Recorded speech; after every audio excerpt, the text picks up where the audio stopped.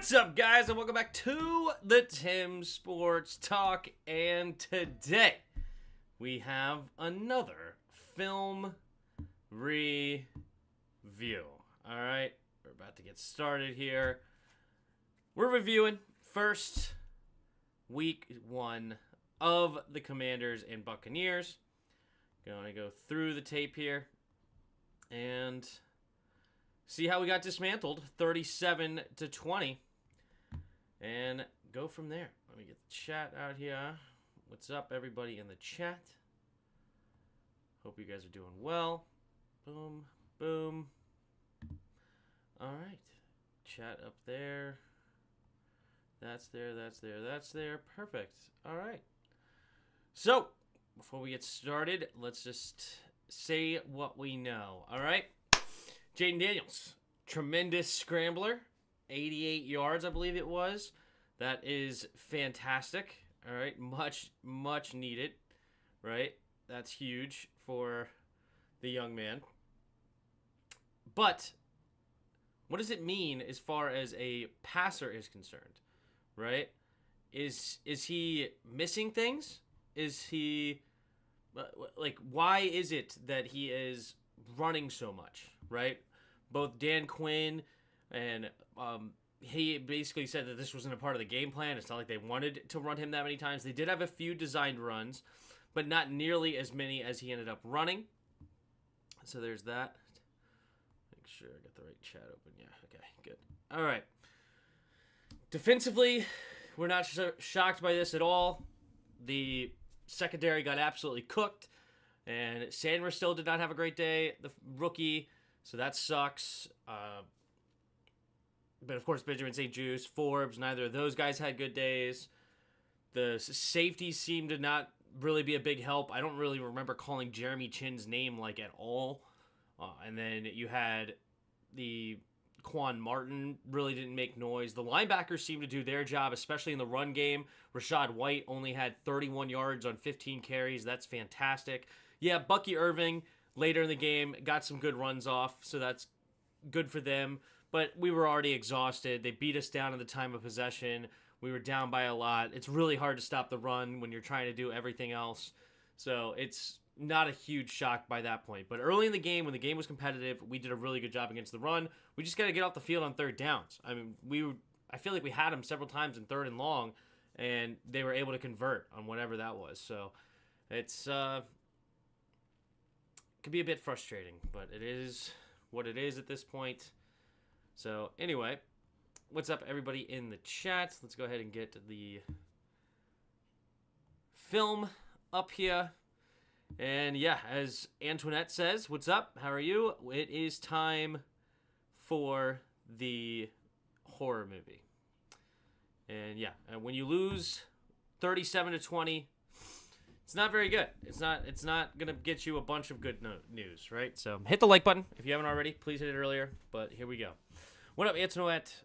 Emmanuel Forbes only played in 55% of the snaps. Do you think his snaps will get lower? That's actually higher than I would have expected because he was listed as a backup corner. He's not the inside corner. I thought Michael Davis would have played more. I'm not sure what his snap counts were. So that's actually a good thing to pull up. Washington Commander snap counts. Usually, I think actually this. No, yeah, 2024. This will work. Washington Commanders. All right, so okay. So, of course, Jaden Daniels played 100%. B-Rob and Austin Eckler both played 50-50, so splitting the snaps pretty much almost down the middle. A couple of times they were on the field at the same time, clearly. Terry McLaurin played 48 snaps. Luke McCaffrey, this number 2 receiver, played 61% of snaps. We'll definitely take a look at how he looked. OZ, we thought he may have played a little bit more than he actually did. He only played 26 snaps, 44%, and Diami played 56%, which sounds crazy. It did not seem like he was on the field 56% of the time. Zach Ertz played 71%. John Bates played 47%. Ben Sinnott, 22%. They don't have the offensive line on here. Interesting. Okay. Jonathan Allen, Deron Payne, Sheldon Day. So Jonathan Allen, Deron played 63%, and then Sheldon Day, Fanarian, Mathis cleaned up the rest. Makes complete sense. Dorrance Armstrong, Cleveland Farrell, Dante Fowler. A fair split between Dorrance Armstrong and Cleveland Farrell. Interesting enough. Wagner and Luvu played, obviously, a majority of snaps. Jamin Davis only played 13 snaps today. Mykal Walker played 5%. Love to hear that. I liked him a lot. Benjamin St. Juste played 100%. Sanders still played 95. Forbes 55. Michael Davis 0. Michael Davis was a healthy scratch? Who saw that coming? That's interesting. I did not expect to hear that. Quan Martin and Jeremy Chin playing an overwhelming majority of snaps. Percy Butler coming in sometimes as well. This website doesn't have the offensive line. Interesting. Let's see. Do they have the offensive line? Not sure what that's about. Fantasy Pros, do they do the O-line? No, they would only do the Fantasy Pros. Fantasy weapons, this makes sense. Snap counts. Here we go. So they... Biotish... Cornelius Lucas played 45%. Sorry, 76%. Okay. Trent Scott played a few. And Coleman only played 14 snaps. I couldn't find... Did Coleman have an injury? I tried to look up Brandon Coleman injury. Like, why was he pulled? Coleman split the time at left tackle with veteran Cornelius Lucas. No surprise. Split time. So he was just a bench. They just benched him at some point. Try to figure out why that happened with the film. But all right, that's great. That's interesting. I like to look at those snap counts. I can't believe Michael Davis is a clean scratch. That's crazy. Jamin Davis needs more snaps, yeah, especially when we don't have CBs. Yeah. What's up, Jake? How are you? Let's see. Move this over here. I just saw your channel as a Giants fan. What's your O-line looking like for you this year? Our pass rush had a bad week, and I'm looking forward to Sunday. I love the look of Sam Cosmi this season. The interior offensive line is strong. It's the tackles that are scary. So Kayvon Thibodeau might have a big day. But yeah, it's the tackles. That's the biggest problem we have. Tim, does this prove coaches should have played JD more in the preseason? No, I don't think so. I don't think that that's the main thing. I'm more worried that Brandon Coleman didn't play much in the preseason, and especially like a lot of this offensive line didn't get snaps. So, but 'tis what it is. All right, pull up the. I also wanted the play-by-play here, so if we need to look at what's going on, we can pull that up too over here on the side. But let's do it. All right. So it seems like majority of teams are just kicking it out of the back of the end zone. They're not really trying to give the other team opportunities to run, which kind of makes sense because if you can't move from this line before they catch the ball, if they catch it here, theoretically the midpoint, if they catch it at the 10, let's say, for the 40, the midpoint would already be the 25, right? And so like that's pretty much the quickest you're going to get to them is the 25-yard line. It's really hard to get, like, they have to hesitate and really not do their jobs before they can get here by the 25, especially considering these guys are blocking and you have different lanes to run through. So I think the average right now is already past the 30-yard line as far as starting field position. So it's really just a benefit. Just go ahead and kick it out and give them at the 30. Signed a big tackle to practice squad today. Oh, the Commanders did? I didn't see that. Commanders sign tackle. I know we got a new kicker, Austin Seibert. Promising a line extension. I don't know. Whatever. That's Cosme stuff. Yeah, they only talked about the Aneem Dankwa to the practice squad. Can't imagine he's all that good. Austin Seibert does not seem super exciting. I think his long was like 53. 80% field goal rate. 100% under 40 yards, but over 40 yards, it starts to fall apart. So, I don't know. Whatever. All right, let's do this thing. All right, so right from the start, defense here. So they come in with a tight end, and they put Godwin in at tight end as well. We have an 8-man box here with the Chin coming down, so definitely trying to stop the run was the number one thing today. And we did a decent job. This right here was a gain of 4.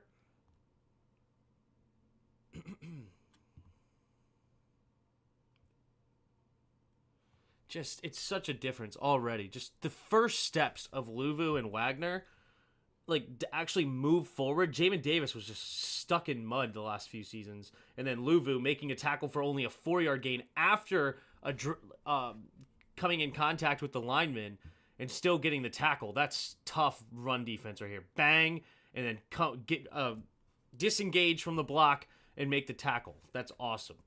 Our linebackers, they went from the worst in the league to actually one of our strengths. I really like our linebacking core. 3 receivers bunch to the left, setting up the screen. And I think they got a holding here, didn't they? I think they got called for a holding. I could be wrong. Did they? I don't remember now. No, it was just pushed out of bounds at 5. I like this play, though. I really like that play. 3 receivers, and then you just flip it out, especially when you have the numbers. Yep, tight ends going to linebacker. You could double team here to this guy. And it's just a while before this safety has a chance to even get in the play. Good play by Forbes. Didn't wrap up, but he did address the block. You know, get through it. Oh, that was a terrible attempt at a block by McMillan. McMillan, not quite a great run blocker. It's early, but I'm not feeling AP picks. Yeah, it's game 1. Our secondary is mid at best. That's very kind of you. I think they're the worst in the league, objectively. I think we literally have the worst corners in the league. I don't think that there's a team that even comes close, to be honest. It's crazy how bad our corners are. And then combined with our safeties are okay, mediocre at best, but really they're not even that good. So, yeah, it's worst secondary in the league probably. Play action, and he had a step on Forbes there. How did he get that wide open on Forbes? Just Forbes getting caught up in the wash here?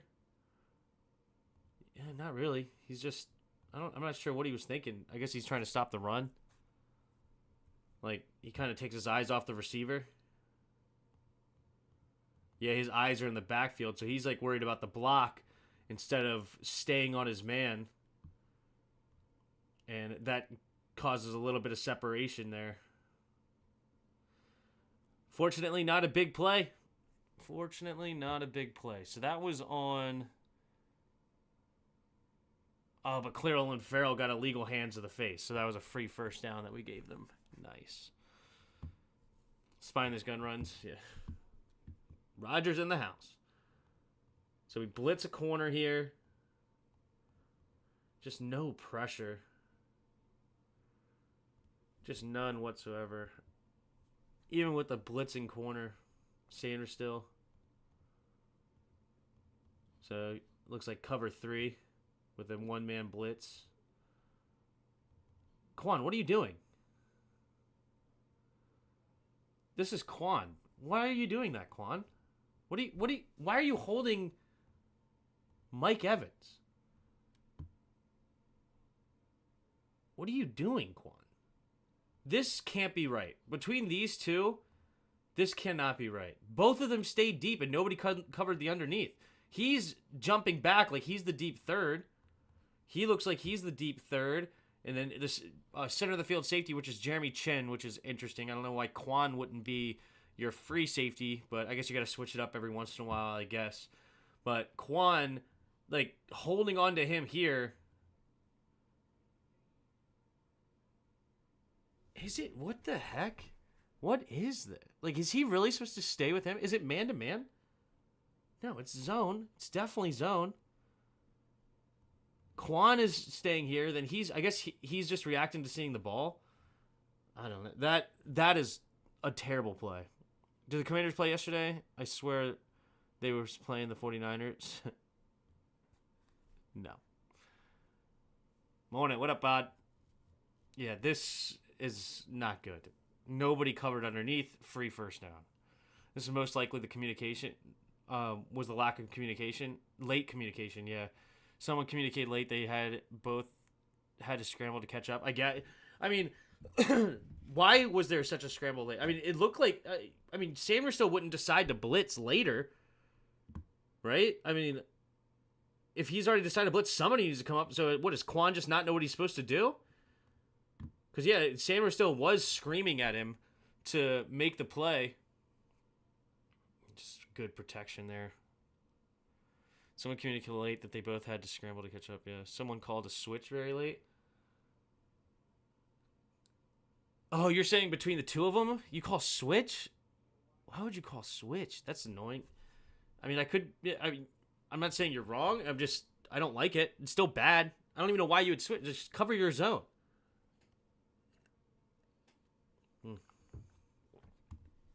Doesn't make sense to me. There's a simple high low, and nobody covered the low.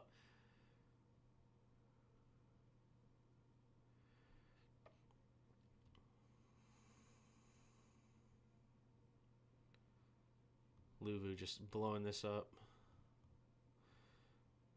Not sure where he's going, though. He expected the run to go the other way, I guess. But I'm sure he's in his gap. It's got to be all. But it looked like his eyes were not following the running back at all.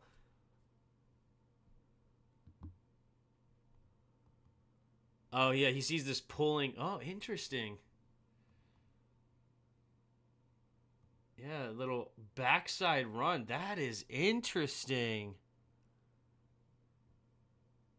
Huh. I'm trying to think, did I ever run? I don't think my team ever ran a pulling guard away from the run play. Man, that's what got Luvu heavy. He sees this switch, and he thinks that they're running this way. And then he's coming in, the tight end's coming to pull here, and he's going to just go up to the linebacker immediately. This pulling guard, it's like, wow, this design makes it so you don't even have to block Luvu. Like, Luvu's unblocked, but because of that pulling guard, oh, that is, I can't say I've seen that. That's creative. A pulling guard away from the play. Interesting. Cool. All right. Man in motion. Pitch play to the left. Gotta get there. Good job, Quan, coming up and making a tackle. That's good.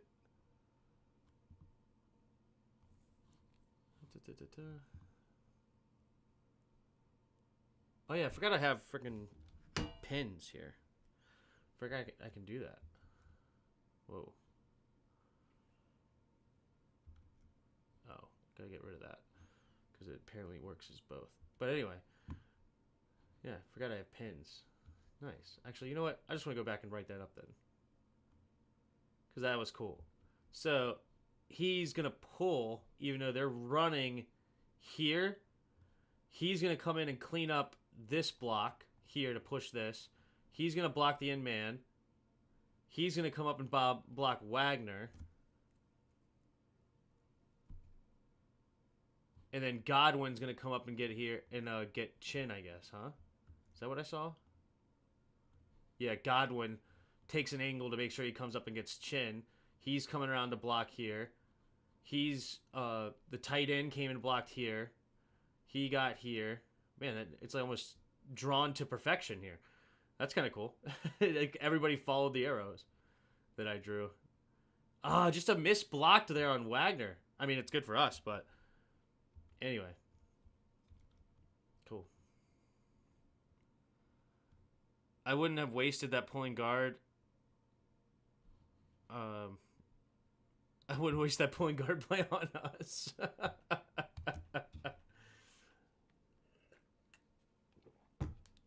Yeah, you have a play that's designed that you can just completely not block the middle linebacker. That's crazy. And it worked. All right. Gets to the edge.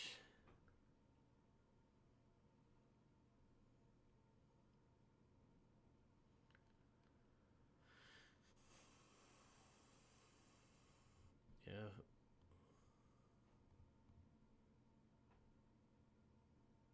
Good play. Liam Cohen will be a great OC. Changed lives at Kentucky. Fair enough. I like that play design a lot. It's interesting.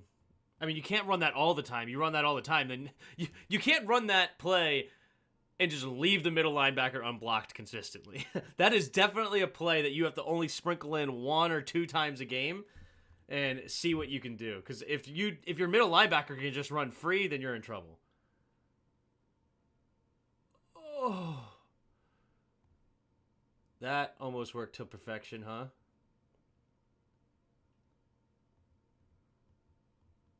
Yep, man-to-man defense. And Sandler still trying to get over the top and gets tripped up here. It's the wheel route.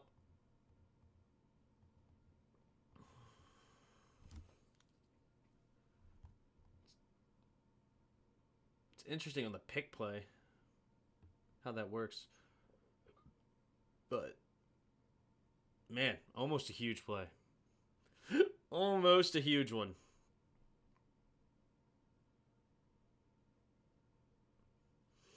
Sandler still's got to clean that up, man. It's tough, though, fighting through all that traffic. All right, they knock it through the uprights. I don't know what that's like. Wow, that's cool. Seeing it go through the middle. Is that what it's supposed to do? That was Canadian Football League where we get points just for kicking it. All right. Okie-dokie. So first look at Jaden was not very good. Okay, threw it backwards. The play's there, though. Ugh, the play is there. He's got a blocker in front. If he just throws it away. 27 made a good play, though. He comes off his man with Zacchaeus. Good job getting your eyes on the backfield because it's zone anyway. Okay. That was not the start you wanted to have. Not the start at all. All right. I mean, not much to diagnose there. Just throw it to your man. First throw is actually not counted as a throw. It's counted as a fumble. Luke McCaffrey in the game. Motion's over.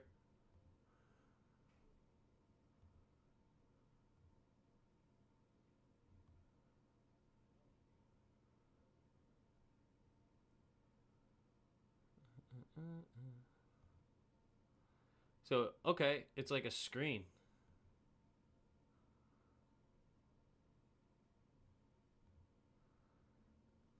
Yeah, I like this play. Except I just don't know if I like how it was blocked. Like, nobody's out here. And then Terry gets way too far upfield. Yeah, Terry, like, you got to look to somebody block. You know the play. Same thing with Luke. Like, and I don't know. Like, you run by all the blockers. So you kind of, like, he's trying to block way downfield, but you only have 2 to block 3 here. Terry's got to make that block. But I guess he's got here and he's got here. So the block, it's just Terry's got to make that block. Terry's got to make that one, and then somebody's got to block the corner. But, okay. One of the worst screen teams last year, looking more of the same. Yeah. Still, you want CBs getting hit by B-Rob? Nah, that's fair.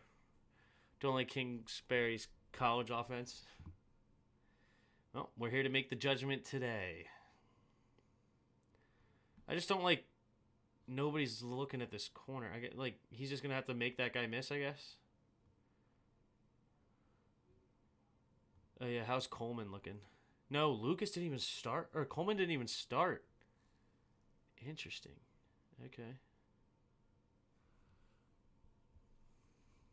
That sucks to see Lucas in the game. All right, 3 receivers to the right. 3rd and 1.5 miles, and he's going to choose to run it. You know, you'd like to see him just get it to somebody here. Yeah. It's nice to see Luke open, but obviously it's because his eyes in the backfield and there's no chance of throwing this ball, right? Actually,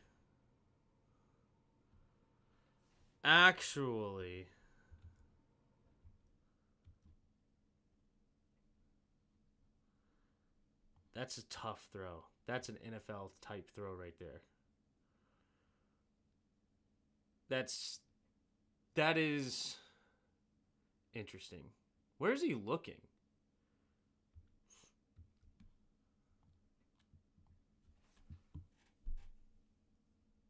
Linemen just don't get upfield on these plays, yeah. Where is Jaden Daniels' eyes? He's looking right at the safeties.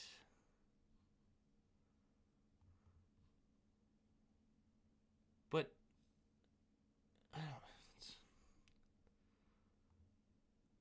I mean, that would have been a nutty throw.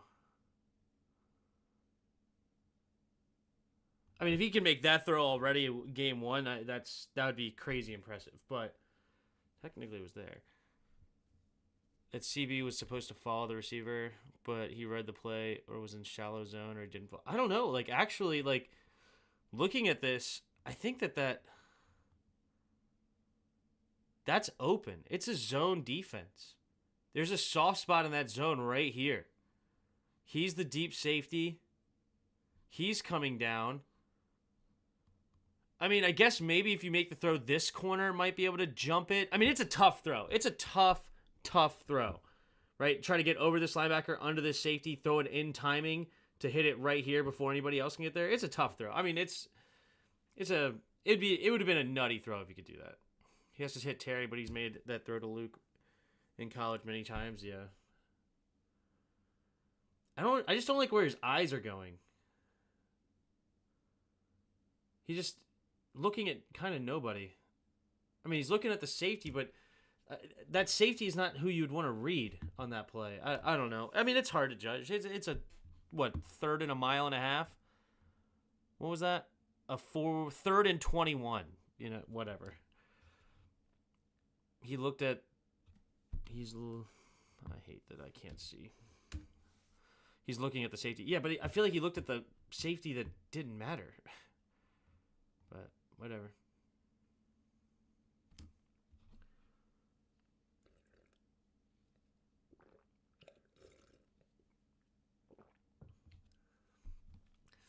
Let's put it this way.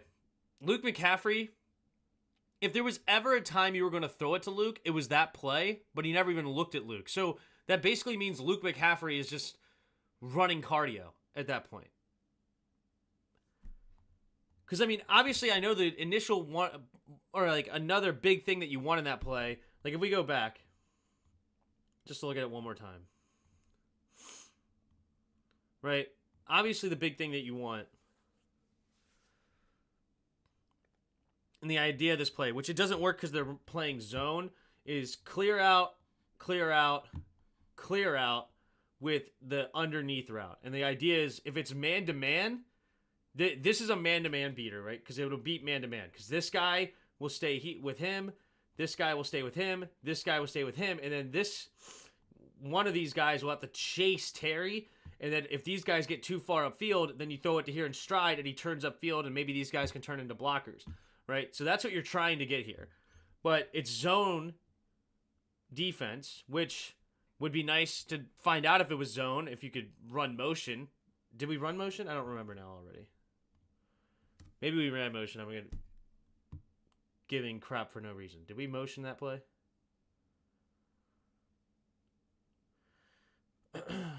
No. Okay, so imagine the same play, but here this guy starts here and then motions to this spot. And then you could see the adjustment in the offensive on the defense to see if somebody trails him or if like they just move in a zone pattern, which Cliff Kingsbury doesn't run a lot of zone, which is unfortunate.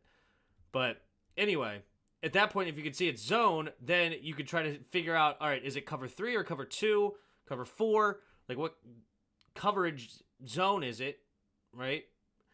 And if you could figure that out with the 2 high safeties, and maybe you can assume it's cover 2, and if it's not, then it's tough. But at least you're looking at, okay, this safety. What is this safety going to do? And this is the safety I want to look at. But he's looking here instead, and then you just miss this tight NFL level window, though. If no Luke, then the crosser. Yeah. How come Terry never goes in motion? Nobody goes in motion.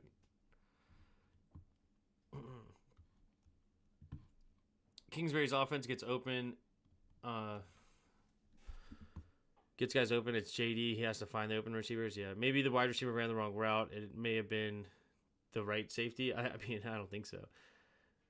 I don't know where else he could have gone. Good play call, man beater, but also zone beater with underneath route in the slot. He didn't go outside routes. Yep.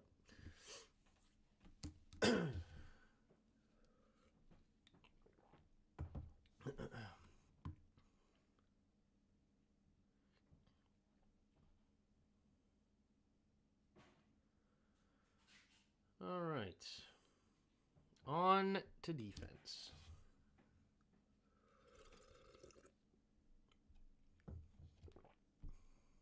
Cliffy does this stupid heart is so annoying.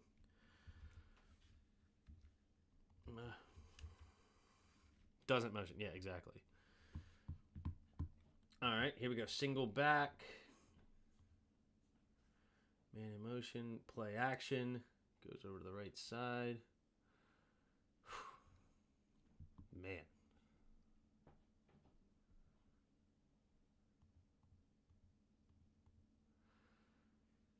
That's just sad.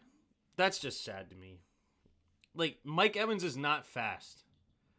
Mike Evans is not going to blow by you. Wait, what did Mike Evans run in the 40? I'm just curious. And he's also, 30-something years old now? 31 years old? But what did he run? I'm curious. He ran a 4.53, which is not slow for how big he is. But he's not a guy that's going to go just flying past you. He's not the Tyreek Hills. He's not a Devontae Smith. He's not a Xavier Worthy, Jameson Williams. I don't know, like these crazy fast dudes. To turn your hips 5 yards apart against Mike Evans so he could just break you off like that and get that much separation is pretty wild. Sad. I mean, in general, they never have Terry motion. St. Juice is slow. That's exactly the point I'm making. It's sad. But there was nothing wrong with the play. Folks were open. Yep, I agree. It's just 3rd and 21. You're not going to do much on 3rd and 21. And honestly, I'm kind of glad he didn't throw it in a way. Like, you know what? Live to see another down. You don't need to throw another pick and try to play the field position. You're only down 3-0 at this point. It's tough. Hand off to the left side. Good defense. We are a good run-stopping defense. And I appreciate that.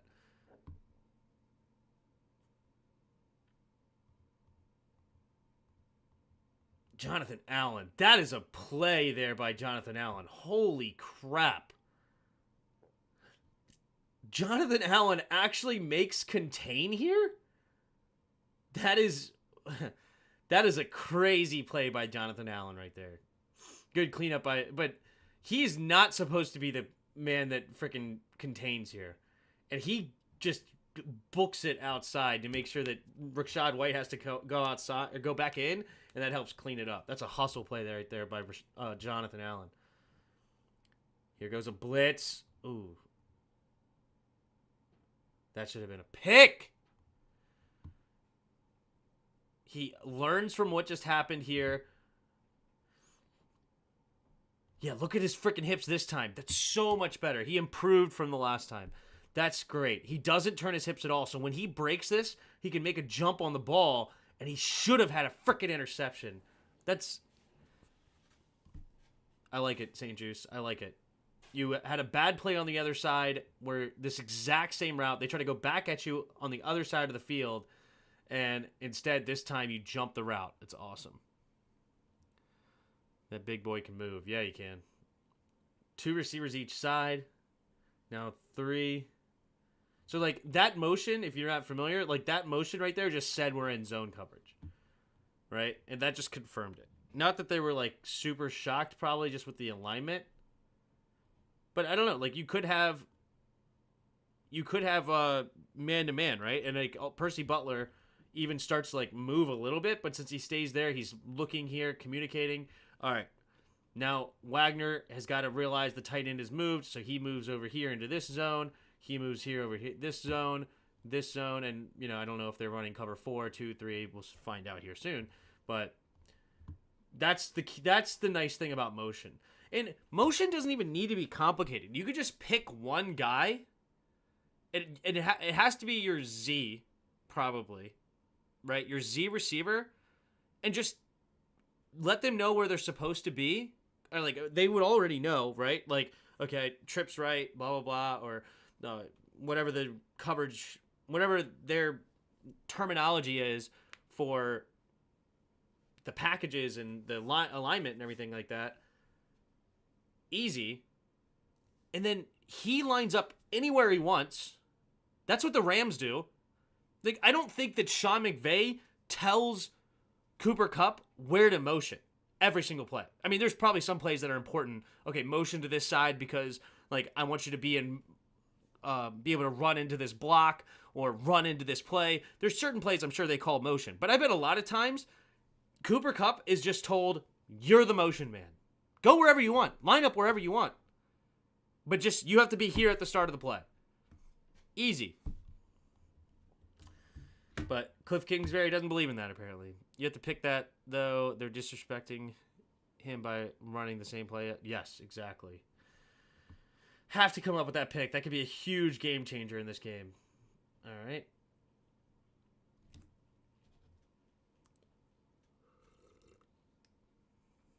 I forgot what the flag was on that. What was the flag here?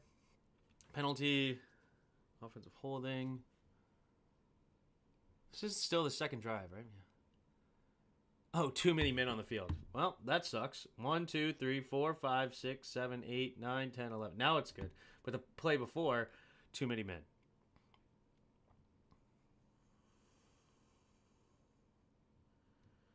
All right.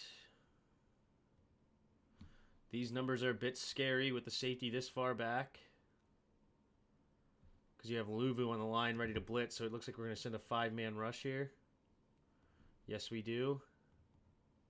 All right, so the safety gets down quickly to take this away. Then Chen's going to go over top. Good, good. Oh, but nobody stays with Evans.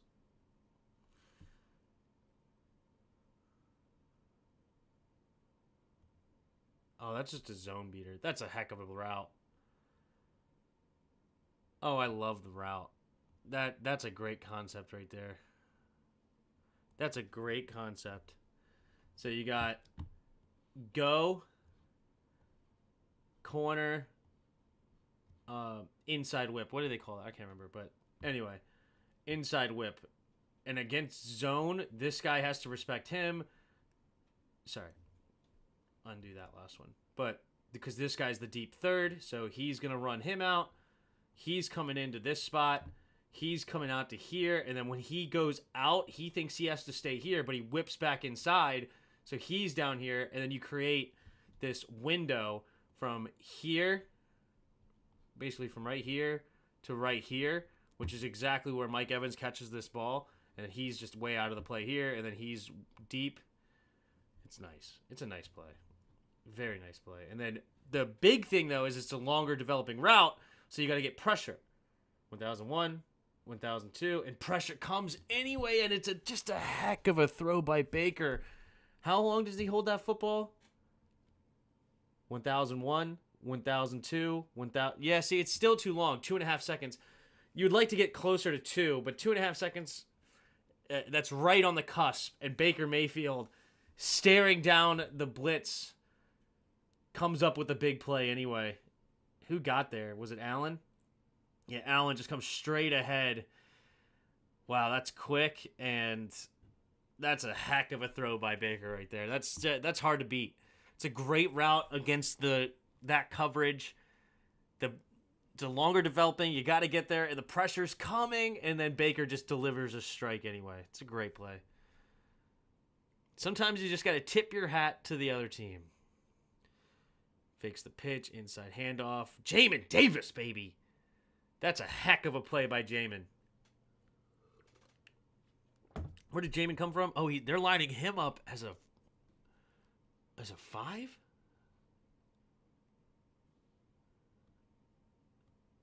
Interesting. He gets crushed. I hate when offensive linemen do this. That Godkey gives Jamin Davis this play. You're supposed to set, right? When you double team, you're supposed to help these two here, or this guy, help him with his block, not push him around his block, and then he's just not in the right lane at all, and then Jamin Davis was able to make the play. I've seen so many guys do that in the NFL. Like, they just want to hit somebody, they just want to punch somebody, and then you end up messing up the guy you're supposed to be helping. Yeah, I don't really say that Jamin Davis won that rep. That was just Luke Godkey put him in the spot that he shouldn't have been. Honestly, that should have been an easy block. Like, you can't put him there very often.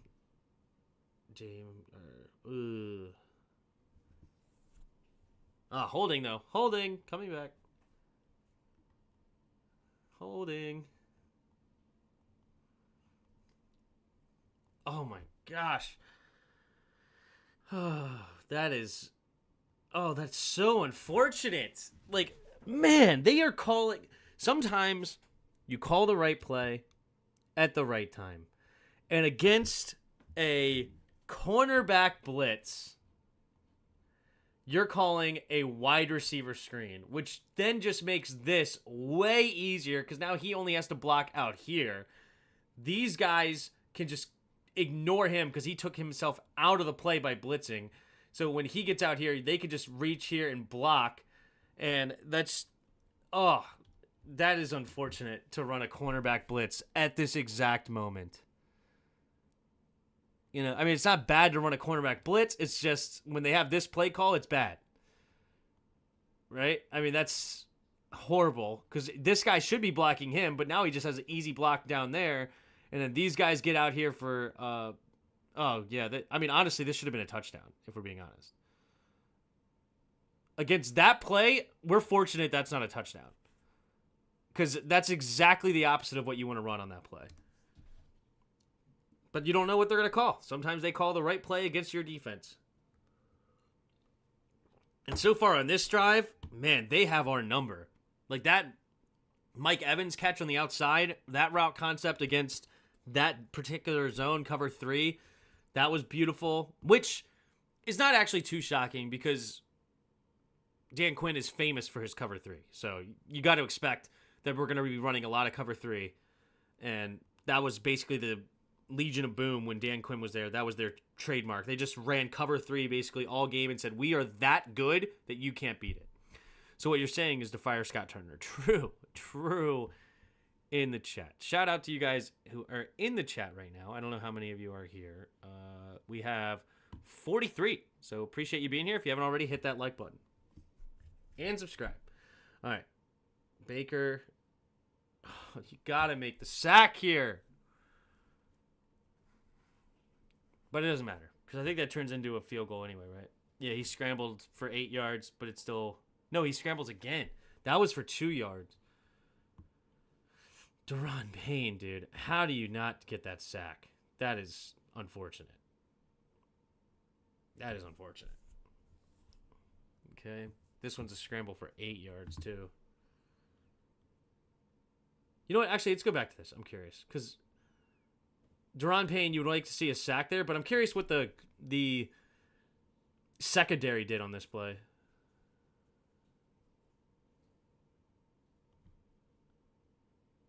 He can't throw it because he's here. It's great pressure because who knows? Check down out here. Separation here. It's not really... I mean, he could close that gap, though. Meh.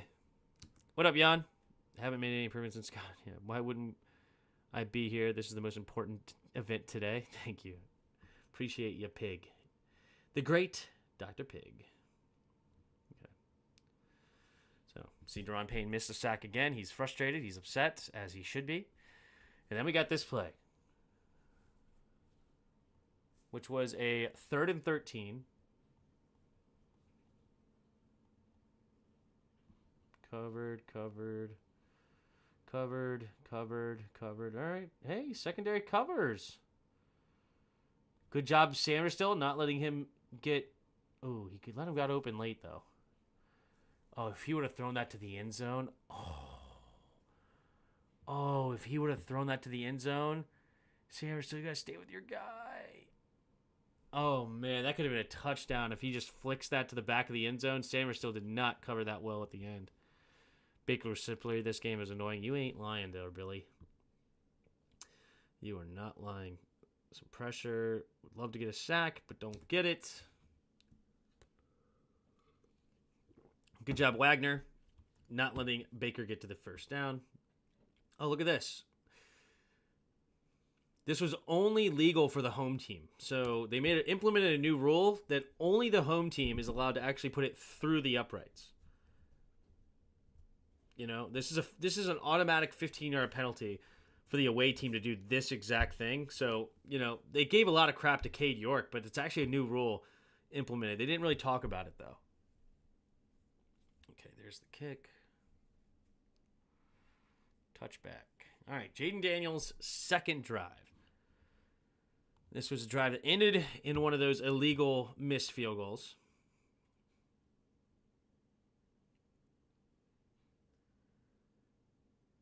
Touchback. Here we go. In the shotgun. Man in motion is Ertz. Whoa. All right, Cliff, calm down. I know I asked for motion, and then you go right to it. All right. Oh, two motions in one play. Handoff up the middle. Definitely curious about this. Is it players or the coaches you blame? We'll find out. I would say, I mean, at the end of the day, it's the players, right? But you could definitely give coaches blames depending on the game plan. But so far, I don't think it's like a game plan issue. It's probably more of the players right now.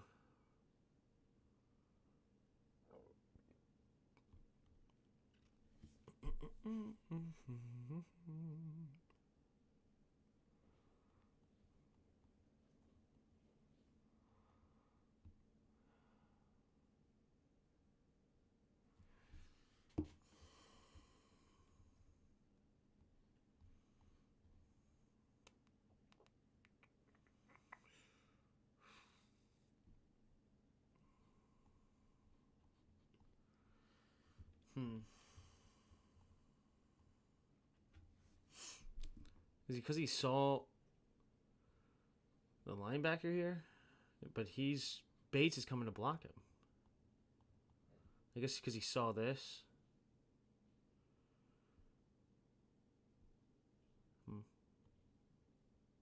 Okay, whatever. It is what it is. Wait, is that an option? Could he have kept it? Ooh, yeah, he could have kept it. But no, it was a smart move to not keep it because he was keeping his eye on the quarterback. You see? Right here. Yeah, he's kept his eye on him, so good play. Good handoff. Good handoff. Anyway. All right, not to spend too much time on a 2-yard run or whatever this was. Here we go. On to the next one. Play action, pumping. Okay. Why?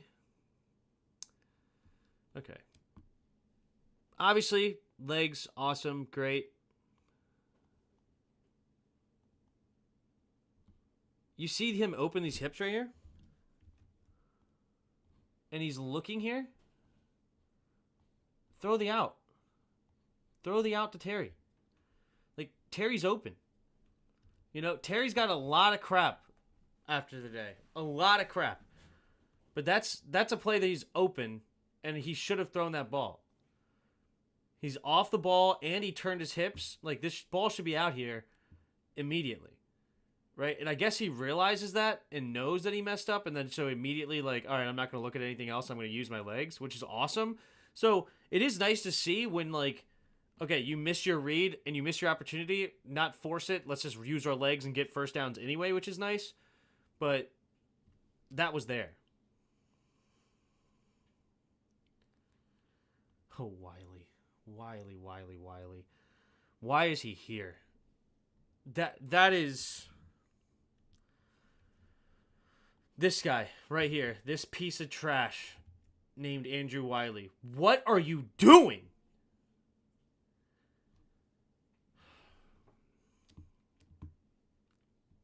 Just why are you here? Okay, motion, like it. Pitch play to the left, cutting it up, and nothing there that time.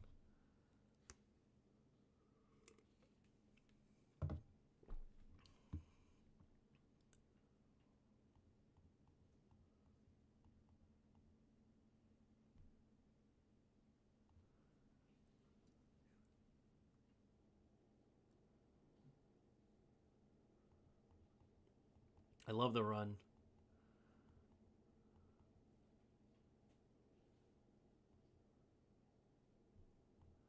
Huh. How did that fall apart so fast? It looks decent.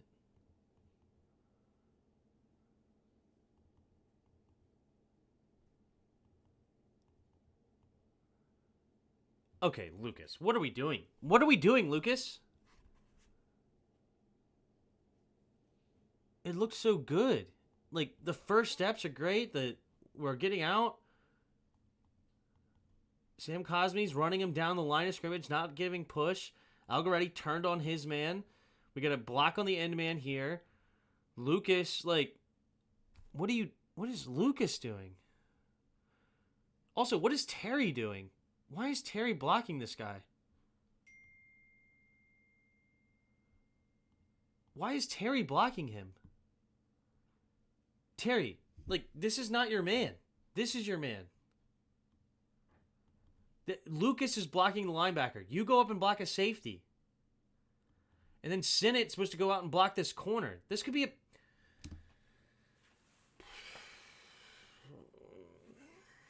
All right, move on to the next play. Move to the next play. Just move on. I know. Terry should not be blocking that guy, and Lucas should be blocking that guy. Instead, Lucas is blocking nobody, and the guy that he's supposed to be blocking is tackling the running back. Whatever. Do y'all think for the film review, the coaches will tell players to watch Tim's film review? Most likely. I mean, that's a must. How are they supposed to improve? Okay. Quick throw over to the left side. I like it. Quick decision.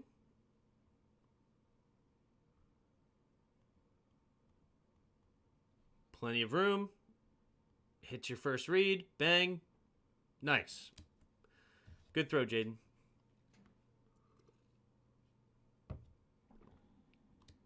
At least he's hitting someone. That's true. That's what my coach used to say all the time. He's like, if you're going to be wrong at 100%. Right? Go and smack somebody if you're going to be wrong.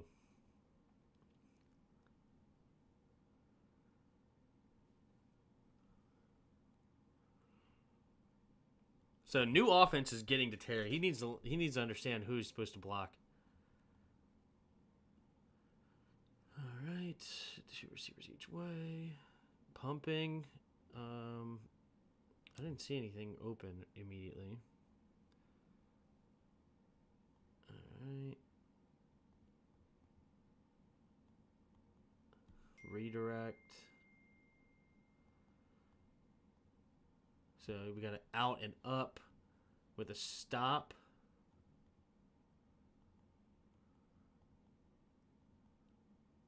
Oh.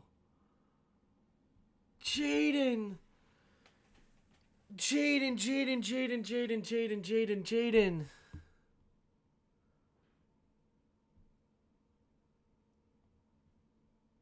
Oh, Jaden. Terry gets this guy all messed up, just floated out there. How do you not see him? Oh, this should have been a touchdown. Is there nobody out there? Oh my God. You just. Oh, jeez.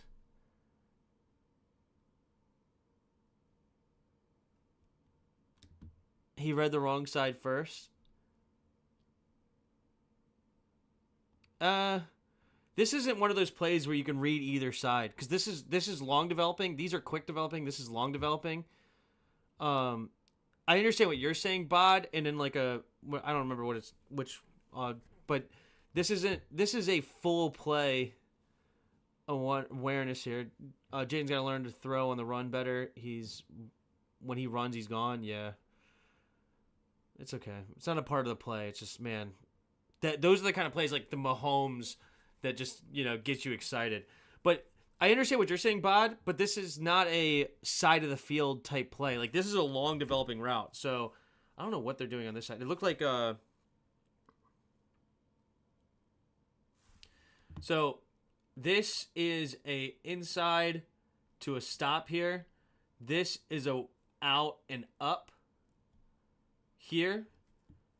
So what you're hoping is that if he covers the deep third and then his goal or his job is down here, that when Terry stops, he's got to stop, and then you're hoping that Luke is just off to the races, right? That's what you're hoping for. But this is the backside. So this is the later in the play that I believe it was Diami is supposed to be running this, and I think he's running behind him with this, and then you have this here, I think. It kind of gets blown up because Diami gets redirected hard.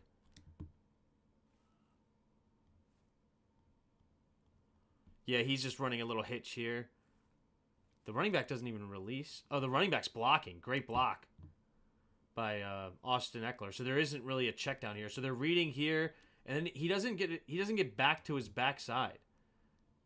He's not looking at his backside at all. He doesn't continue the read. So it's like basically to go back and draw the whole thing out. Is this the play where wide receivers run into each other? I'm not sure, but like just to draw it out at this point, right? You got here, he's staying into block. You got here, and then you got can I undo that? Yeah. Sorry. Out and up, right? So this would be 1, this would be 2. And then you would come back to 3, 4, and then this continuation is actually your check down as a 5, right? So you could hit him quick, or you can hit him later after these guys clear out. So you have like a low, medium, high. So you'd be reading 1, 2, 3, 4, 5 is your check down. Running back is into block. So this guy basically acts as your first and your second read. Throwing a rookie to the Wolves should have sat him in the season to learn. Some people believe in that. But yeah, Diami should be over here as a check down as well, but he's not even there for the check down either. So this one redirect by Levante David completely screws this play up. Because Diami should have ran through and then to be out here as well. Really, it's the only way he's going to learn. So crazy situation. Yep. All right. One heck of a redirect by Levante David. That's a great redirect. Great freaking cut block by Austin Eckler, too. Good block by Diami there at the end. He didn't take big hits. Now, his film to study and learn. Yep. Yes, he did a good job of avoiding most of the hits. Okay, we have no blocking out here.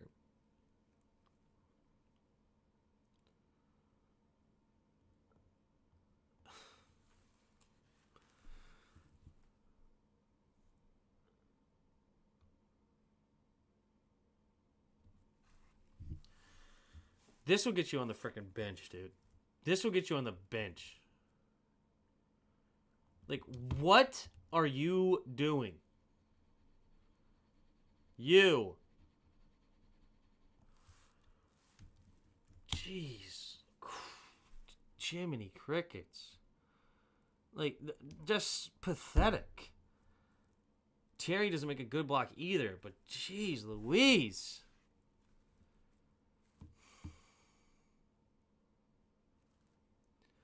You can't even start to look at anybody else that if they did their job. Like, Diami's just leaving Luke out there freaking dry. Whatever.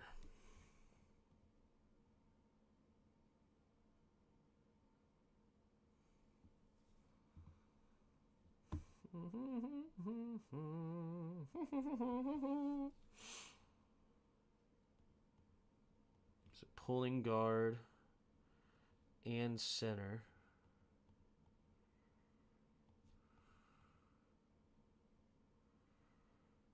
Cosme's got to get out there, man.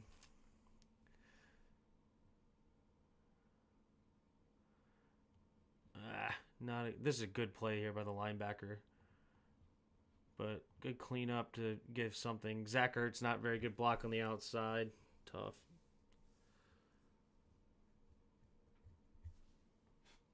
That is why J-Dot got traded, exactly. You bring back Mannick's interception record, I don't care. True. As long as he doesn't take big hits, I feel that.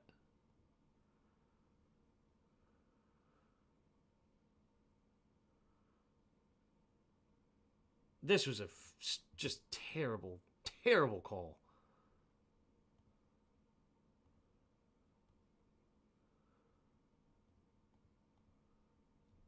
Is this a blitz? Empty backfield set.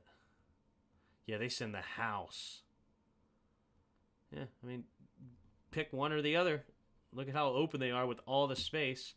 You pick one, and B-Rob's a fine choice. Just how can you turn your back into somebody and then get a block in the back haul? It's just disgusting.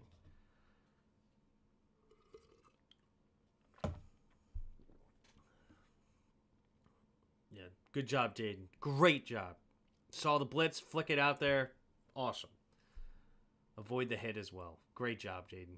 Great job. 2 receivers each way. Oh.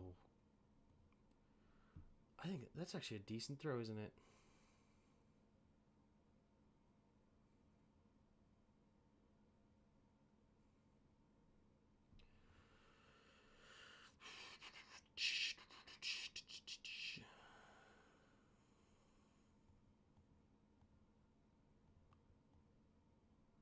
Just got to make that catch. I love that route, though.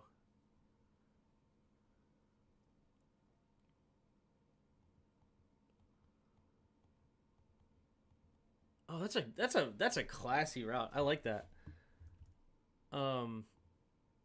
Zacchaeus just freezes the dude by running right at him.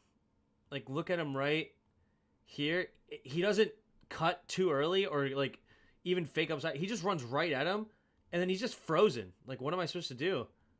And then he's just backing up, and then he then eventually cuts it down, but you just got to make the grab. I love the route. You just got to make the catch.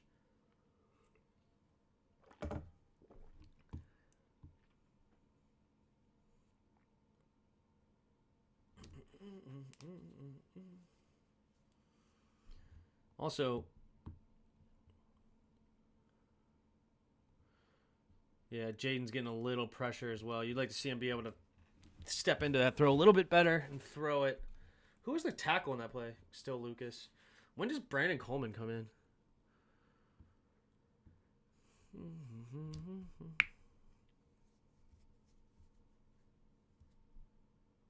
The Zacchaeus signing? He didn't do much for us. He's got to catch that pass. I don't think he did much. So, whatever. If that's what you're talking about, Zacchaeus, the OZ. So let's see what happened here. Anything weird? It's a good set. It's just he didn't read the wind. I think I even said before this kick the wind was going left to right, and he kicks it right at this upright, which then the wind kicks it out a little bit. Like if he kicked it right at this upright, the wind would have blown it in rather than out. But missed his mark and no good.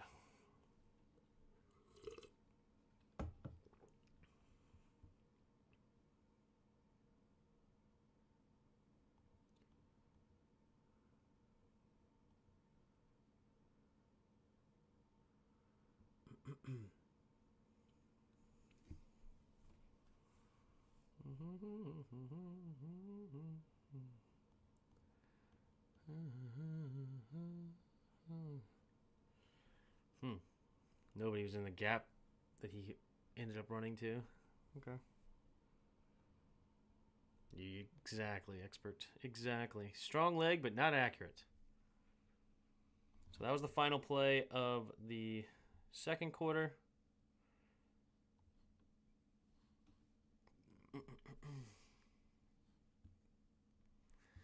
Eight-yard gain. And then a Godkey false start, and then a Palmer false start. So it turns into a 2nd and 12, and we still can't get off the field. So, false starts.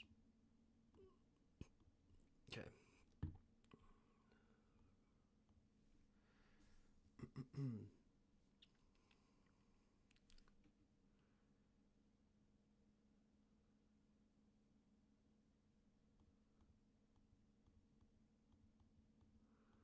Good job.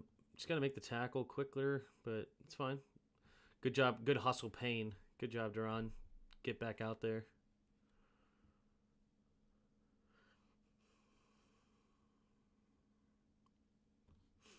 Very good hustle because he made a nice move on Luvu, but Duran Payne got back. This is where you got to make your money, man. 3rd and 7, get off the field.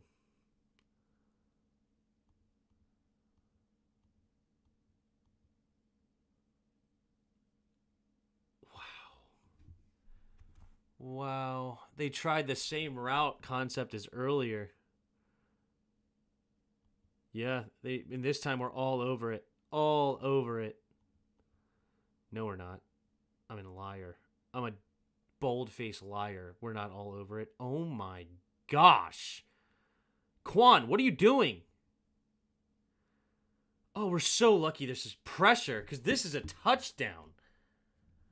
I was thinking we're all over Mike Evans this time. Like, oh, because this is what they hit last time. So if we go back, right, this play we saw this exact same concept earlier, right, where this, he's gonna motion in this time. This time they have him running the deep, him running like this, and then he's motioning in this side to then run into this gap here, and so then we have. Excuse me. This is Chin. This is St. Juice. Who's this? I think he runs out here, and then he's going to bite on the Mike Evans because we saw that earlier. He is here, and then he's just waiting for him right here, which is great. But why are you the one biting on Mike Evans when you have this guy here? We saw this concept earlier, and then you just give this touchdown wide open because I think he's getting this second half, so it's cover 2. And then these, somebody drops in like this. Hey.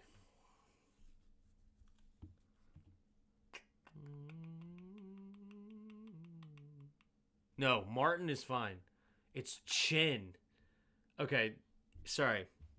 Not Martin. I had already forgotten which way is which. So, okay. This is what happens. Cool. So, I guess he fakes and then drops into this zone. He's dropping back, and then he's here. And instead of staying back, because he's going back over here, he bites on this route and leaves McMillan wide open. Fortunately for us, we got pressure. Same goes for your Cyber. Yeah. Imagine if we had a secondary that didn't. Yeah. And then that's the exact same play later in the game where they score a touchdown. Why Armstrong in coverage? You mix it in every once in a while. It's not ideal by any stretch of the imagination, which is obviously why when the pressure doesn't get there, he's nowhere near Chris Godwin when he makes the catch. That's unfortunate. But it's a blitz package, right? You're trying to confuse the offensive line and get pressure, and you actually do get the pressure. It's a great play by Godkey. Godkey spins around the opposite way and makes this block. If you watch it again, he actually runs. He doesn't turn to face the defender. He runs around and makes that block. Watch, he spins this way to then get back there And then Baker Mayfield makes a great play on the run. And Fowler's right there to make the tackle, too. If he tried to run, Fowler's knocking him down, and you get off the field on third. Okay, blitz. Run blitz and Jamin Davis.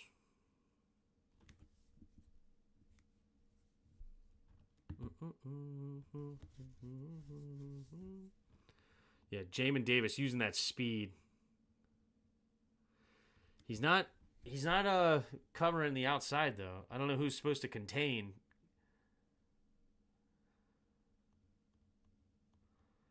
I guess Bobby Wagner would have contained there, but his speed, man, speed kills. Isn't that the entire theory behind DQ's defense? It is okay for your corners to bite because your safety will save you? I think so. That's why you get all these interceptions in his defense. Oh, what a throw. What a throw.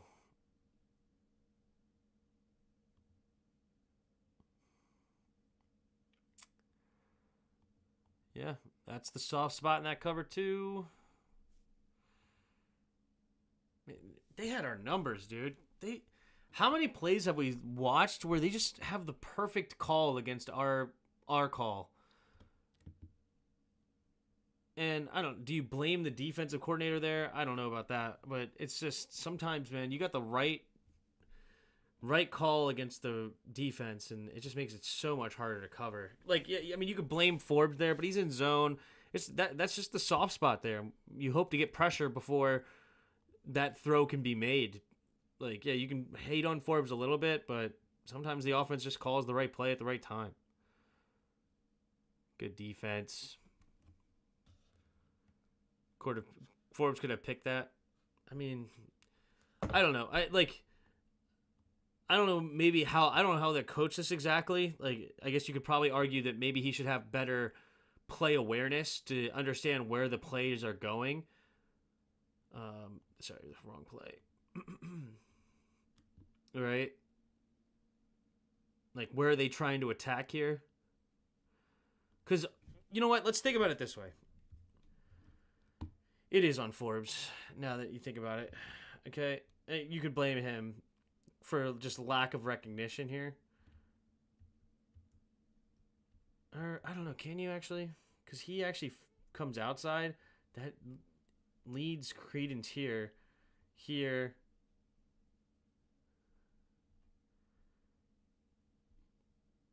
It's a good first step there by Godwin. It's a very good first step. No, it's sometimes they just have the right play call. Because this first step looks like he's supposed to be out here. Yeah, he like fades here. So he looks like he might actually be running an out route, which Forbes needs to cover this out. So they call this the smash concept, right? Basically, your corner is wrong no matter what. And this is even nicer because you don't actually have to run the smash. So if you go back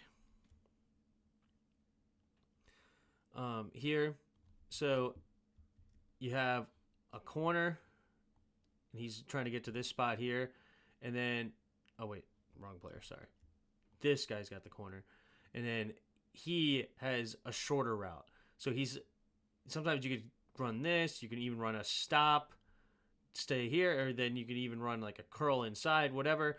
But I like this route because he runs it a shade out to make Manuel Forbes have to stay true down. And this guy, I mean, he's got to cover this field. It's cover 2 where you have a bunch of zones across the middle of the field, a deep safety and a deep safety here, right?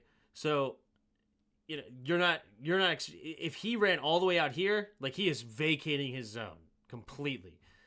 So Emmanuel Forbes has this zone here, and this is why they call these are the soft spot in the zone, right? I should put them as X's, but instead of more zone marks. But you get it, right? 1, 2, 1, 2, 3, 4. Soft spot, soft spot, soft spot. And it's a great route. It's a great route. It's tough. To say Emmanuel Forbes should have picked that off is, again, it's a great call against the right defense. Imagine we were going to run a lot of 3-4 fronts, so expect us to drop D ends into coverage from time to time. A lot of 3-4 fronts or 4-3 with D ends dropping in. I'm not sure. Most teams that do at least a few times. Yeah, exactly. You got to try to confuse them somewhat. But hey, 38 of you in the chat. Appreciate you being here. If you haven't already, hit that like button and subscribe. Here we go. It's a great play. That's just a great throw by Baker Mayfield. Baker Mayfield was on Sunday.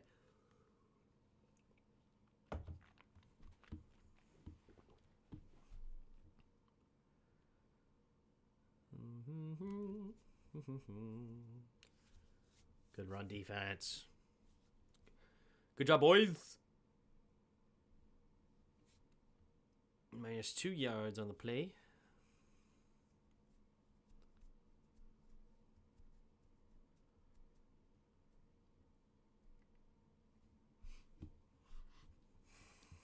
Blitz.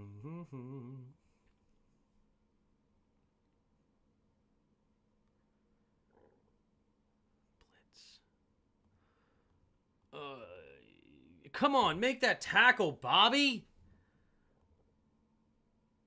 It's a great play call. They ran it perfect. Bobby read it beautifully. Just run through the tackle.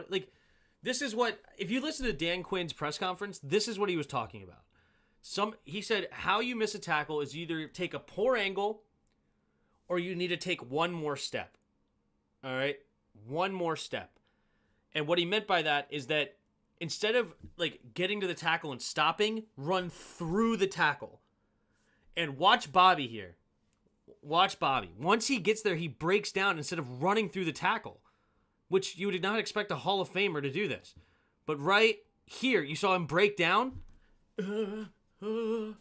Just freaking crush him, man. Run through him. Golly, you expect to not have to tell that to a freaking Hall of Famer. That's ridiculous. You can't blame coaches on that. You don't have to teach a Hall of Famer how to tackle. Stop breaking down and go run through him. And then not to give Jeremy Chin an excuse, but you just expect him to make this tackle, so you're like, whatever, but you got to run through the play too. You're doing a stanky leg over here, Jeremy Chin. What the heck was that? I don't even know what you're doing. You contain nothing. Oh wow, that is just disgustingly bad. Ugh. But that's just players, man. You got to make a play. Okay. All right. Okay. This is coaching. This is coaching. On what planet did you think it was a good idea to just leave Benjamin St-Juste on a complete island with one of the best jump ball receivers, if not the best jump ball receiver in the league? Joe Witt. What is that? There's no way that's your call. There's just no way.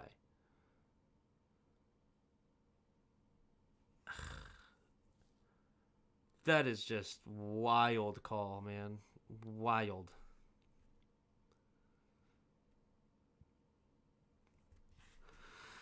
This does not have to be this way. This does not have to be this way. You have 4 guys out here.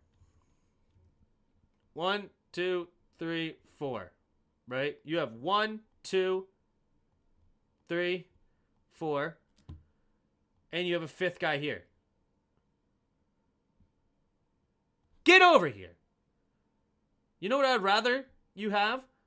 This guy standing right here. They're just ridiculously way too far over. Okay?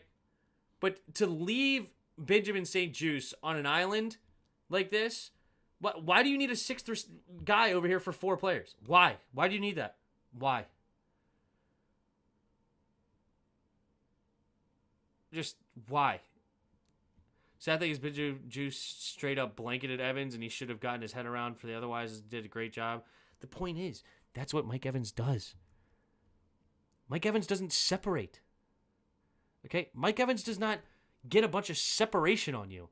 Mike Evans is 6'5", with 35-inch arms. Okay? Benjamin St-Juste is probably 6'2" max, 6'1", with like 33-inch arms, 32 and a half, 33, something like that. Like, size is a thing. There's a reason that you just throw it up to him if he's one-on-one. He's too big.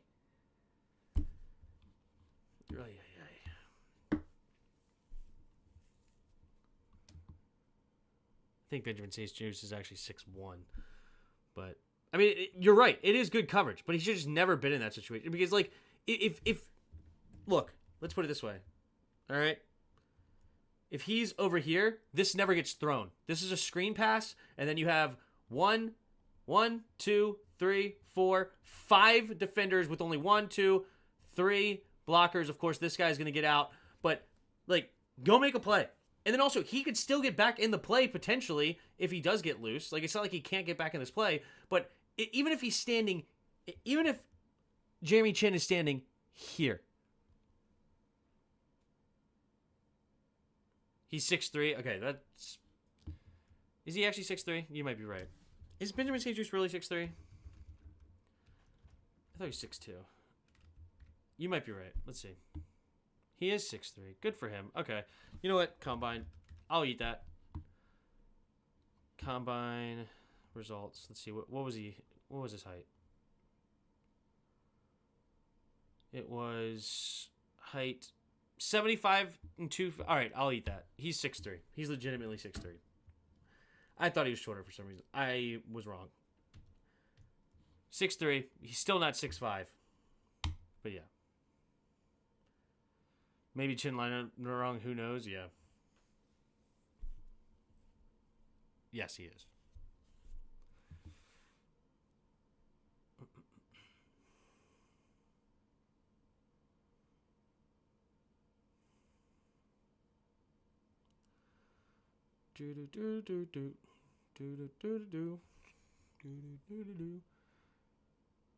Last thing.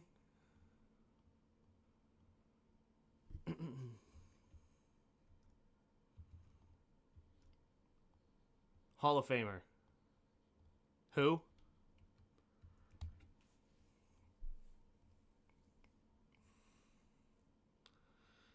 He did that illegal thing again. So.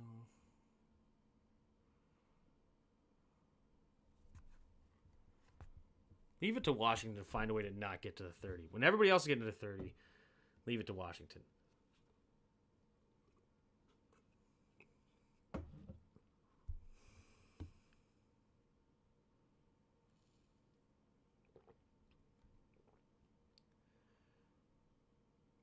Pressure by Crane was crazy. I believe it. But, I mean, the ball's out too quick. It's pressure can't... it's not even worth looking at the picture. Pressure when it's 1.5 seconds when the ball's out. All right, here we go. Back on offense. Run up the middle.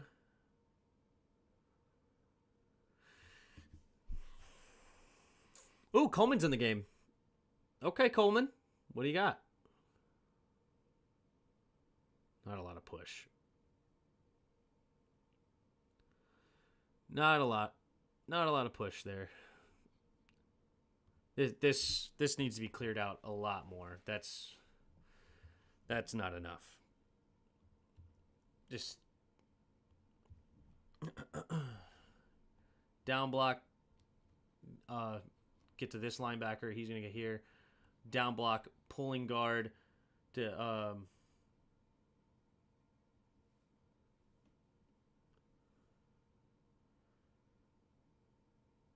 yeah. He should get here. Pulling guard to get here. Seal hinge this side.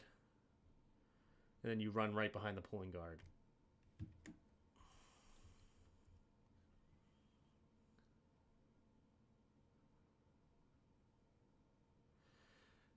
Bates is such an overrated blocker. Bates is such an overrated blocker, dude. Bates, where are you going? Bates, this is your man. You look right at him. This is you. You have bang, bang to this linebacker. This guy here. This guy here. This guy here. This is you. What are you doing?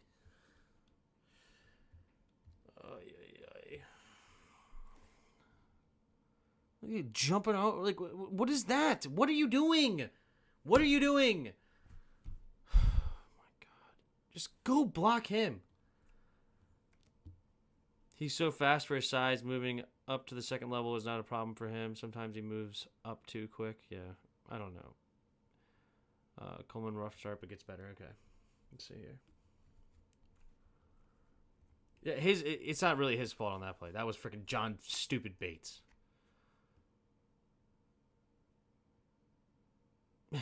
Please don't become another cuss word. Yeah.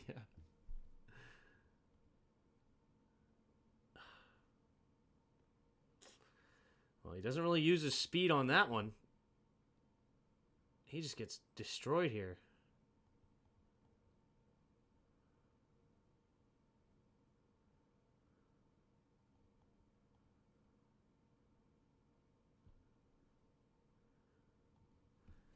It's a good blitz. It's a very good blitz by Todd Bowles. It's man-to-man here.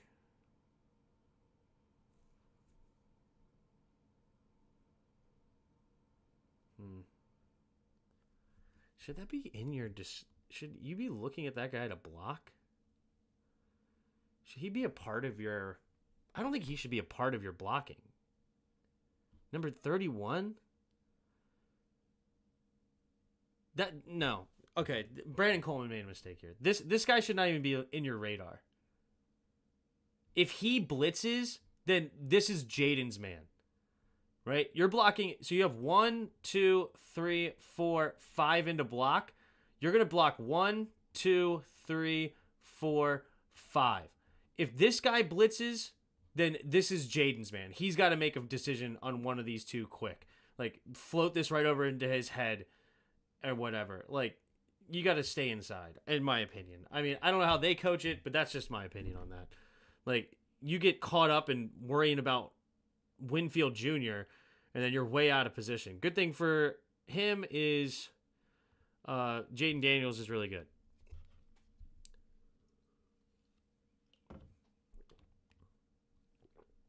But that's tough for a rookie to pick up. Yeah, I mean, I just don't think that... I don't think Winfield Jr. should be in your blocking array there, personally. But...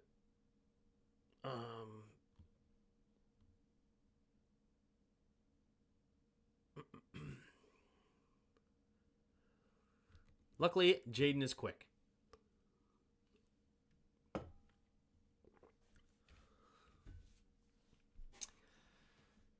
On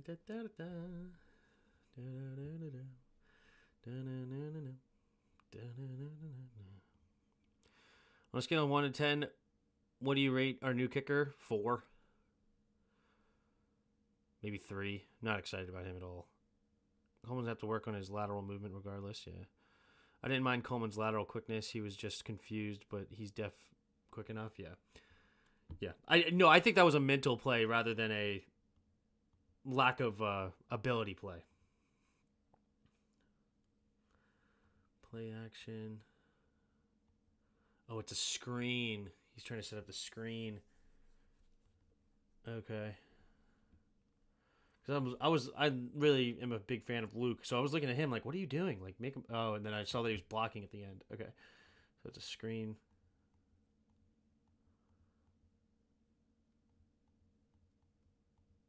Good job of just getting rid of the football, not taking a sack. Yeah, Bates a little bit too long on this fake block. Like, just let him go. Like, yeah, you're getting tangled up. You should not. Bates can go, dude. Bates is so freaking... Bates is so trash. Why is he on the field instead of Sinnott?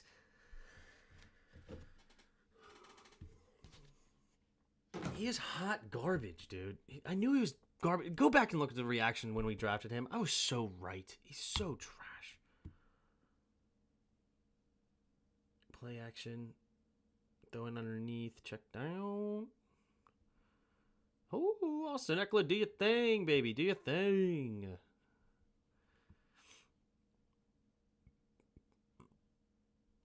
That's enough space. But okay, good check down. And Austin Eckler doing it, man. Bates made the list, yeah. Dude,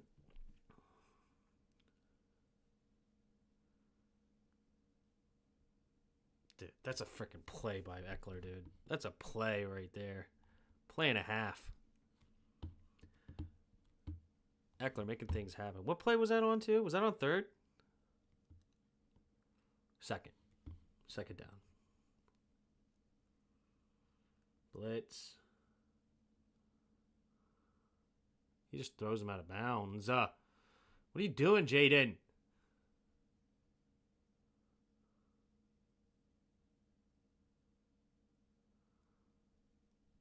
It's good coverage there. It's very good coverage.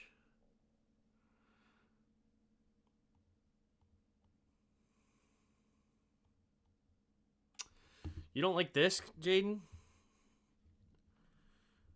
We're just immediately going here. I don't hate it because it's Terry. I wish he gave him a chance because he's great at contested catches, but man. With blocker here, potentially.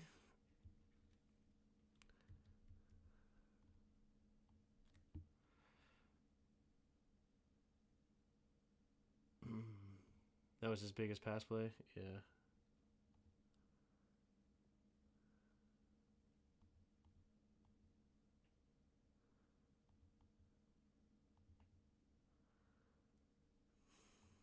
Ertz is open too. You're right. Ertz is open here. He wanted to go to Terry. I respect it. I love Terry. Fortunately, this is really good coverage by this. So, but yeah, a lot of open people there. Two open guys. Let the play develop, baby. Read the play. Read the play. Predetermined. He's already looking at the safety. He doesn't even think. He's already. That's a pre-snap read. Like, he's calling out to Terry. Pre-snap, he's like, I'm going to Terry. He didn't even look at his receivers. He's looking right at the safety. As soon as he sees the safety stays inside, he's going. But I don't know why. Like, it sucks. Whatever. I mean, I understand it. You're trying to get Terry the football, but you got to make a better throw, and you have two guys wide open. So if you're going to make that throw, you better make a good one. All right. In the shotgun, blitz, pumping, dancing. He can run that football, dude. He can dance like the best of them.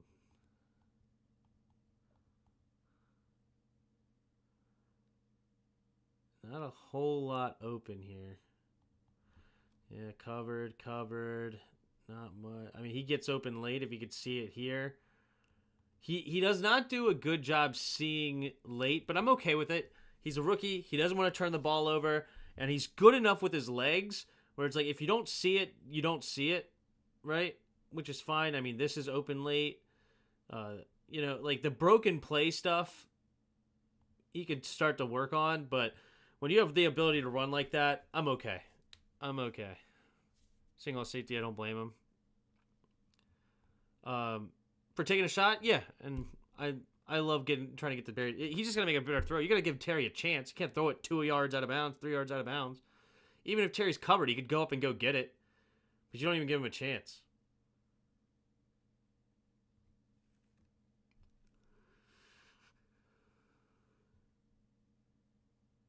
Oh, this is the play that Coleman runs behind him. Actually, that's a good point. Let's look at Coleman here. Good block. Good job, Coleman. Okay. You let him go a little bit late instead of staying in front of him, but it's fine. Yeah, look at him go. Look at that athlete. And then he gets tripped up, but whatever. Kind of looked weird at the end, but cool. I like it. Good hustle, Coleman. Good job. Good initial block on the linebacker, too. That's insane, yeah. As long as he doesn't take huge hits, I just don't want him to have film because... Yeah. That was a good rep. Yep, that was a good rep by Coleman. Respect. Another good rep by Coleman. I'm happy with that. Double team to the linebacker. Sets him up on Algoretti, then gets to the linebacker. I like that. That's a good rep, too. Smart rep. Good rep. That's a good play by Coleman. Good hit here on Vita Vea. You got to make sure you put a hat on Vita Vea. And that helps set Algoretti. Look at that push. That's a big boy you're pushing out of the way. Love it. And John Bates. Can John Bates get out of here? Can John Bates just leave and never play again? Like, I mean, he's not afraid to come up and make a collision. I would like to make a block, though. Sometimes he moves too fast. Gets to the second level easy. He's so good at that. Yeah, that was quick. That was good. Yeah, Coleman did well. Just a few snaps were ugly. Gotcha. Respect. Okay, yeah, this is when we had that tackle over. So Coleman's over here. Bates is on the outside, or on the left tackle spot, essentially. B-Rob.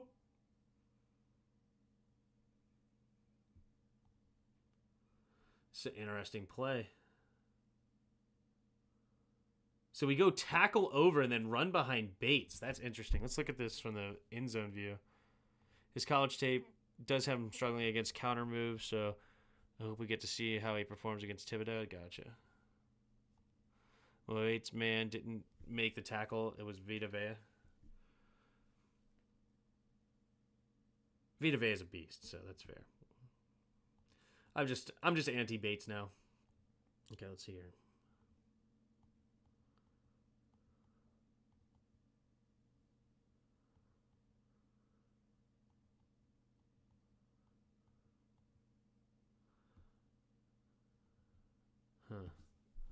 So they really insist on the double team here.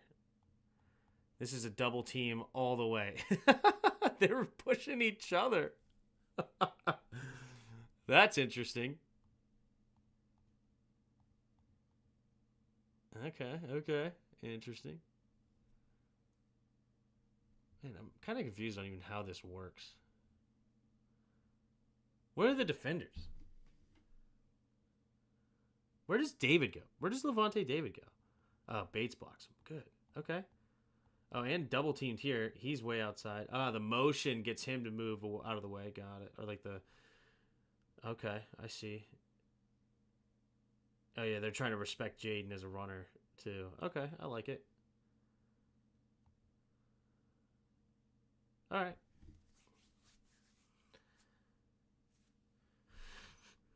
Honestly, Vita Vea is the second best nose tackle in the NFL, and we face New Morono next week. Oh, snap. Now you always been anti-Bates. I mean, that's fair. That's fair. But I'm really anti-Bates now. I've really real. Cade York. Whoa, 15-yard penalty. He dang near missed that, too. He's so bad. He's so pathetic. Just get off the field. Glad he's gone. Never come back. Oh, this is a tough one for the defense here. Golly, a 13-play, 49-yard, 7-minute drive. Luckily, they don't get a touchdown here. And then also, right after that dang near miss, right, they started at the 40 because he kicked it out of bounds. Trash can Dan.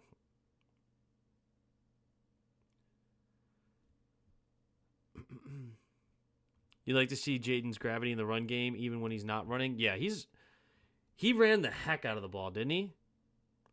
You gotta love that. You have to love that. So I'm appreciative.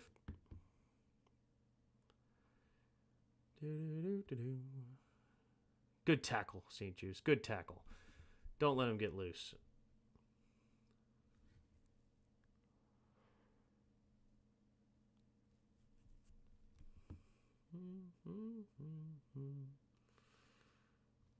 It's a very good tackle by St. Juice, not letting him get loose there. All right. I mean, you shouldn't be gassed, though. A 3.5 minute drive off the clock. It's nothing special, but I mean, that's long enough. It's not a 3 and out. Should be ready to go this drive. Here we go. So that was the 6-yard play. All right, here we go.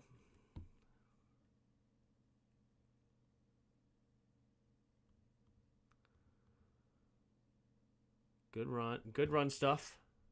Quan Martin getting his hat in there. I respect it. Other than missing the easy pick, St. Jude had a good game. Yeah, wasn't it like over 100 degrees in weather? I think it was 90, but that probably feels like 100 in that humidity.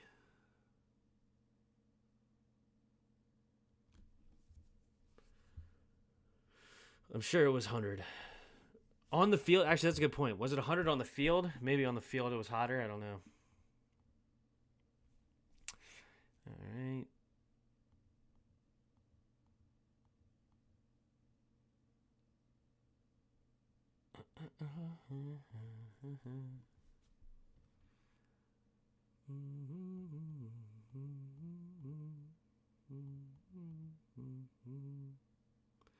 It's a really good throw by Baker, but you'd like to see Emmanuel Forbes get out there, man.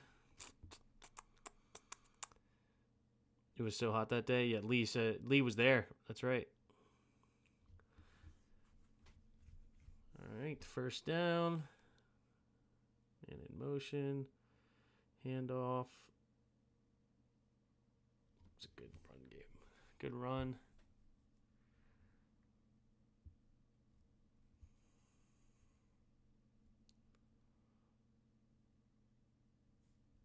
D-line just Fisher, but also Baker, who's good at evading tackles, should have a better finish on the D-line. Yeah. No, Baker had a heck of a day. There's no ifs, ands, or buts about it. Baker had one heck of a day.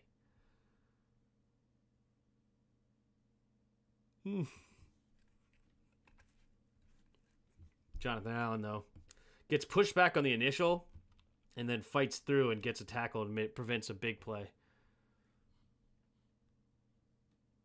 Nice.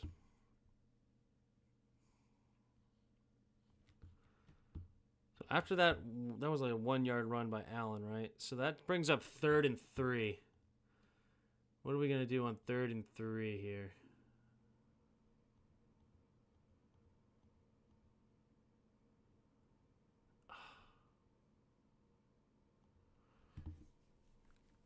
Is that not a push-off? No, it's just a rip through.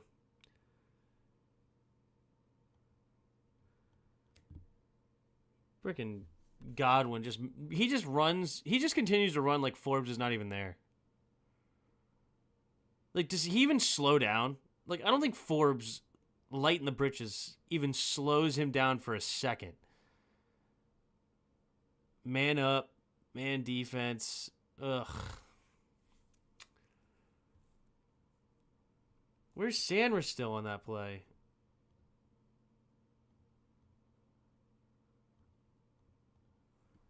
I would have loved to see Sanders still on Godwin here, and then Forbes out there.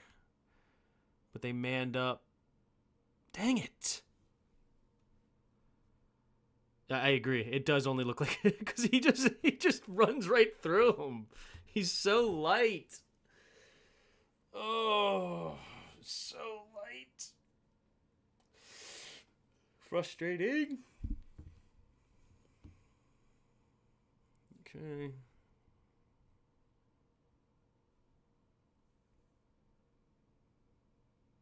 But hey, you know what? I'll say this. At least that's not Jack Del Rio putting corners 10 yards off the ball on 3rd and 3 just so that they could run a quick slant with nothing on them. Okay? At least Forbes was in the vicinity of where the play was. It's just Forbes sucks. Did we already see the clip of those Forbes diving for a tackle but getting pushed straight into the ground instead? I don't know. I haven't seen that. I didn't recognize that one. Great play. Baker Mayfield, our best tackler on the field. Baker Mayfield for the dub, man. Did you see that tackle? Form tackle. Took his legs right out from under him. Tackle for loss. Baker Mayfield. Put him on the stat sheet. Studley.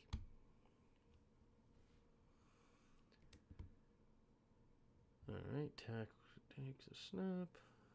Pumping pressure. Come on. Get there. How does he convert that? It's so good. That's a play by Baker, man. That's a freaking play. Oh, gosh, wide open out here. Ooh. Good thing Baker's not looking over there.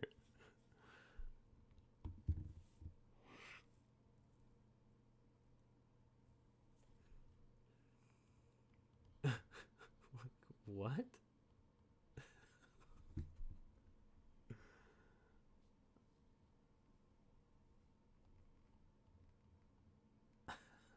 Good thing Baker wasn't looking over there.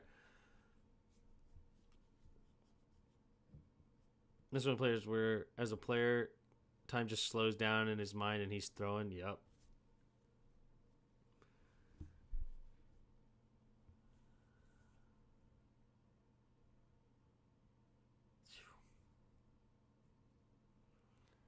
Great play. Great play.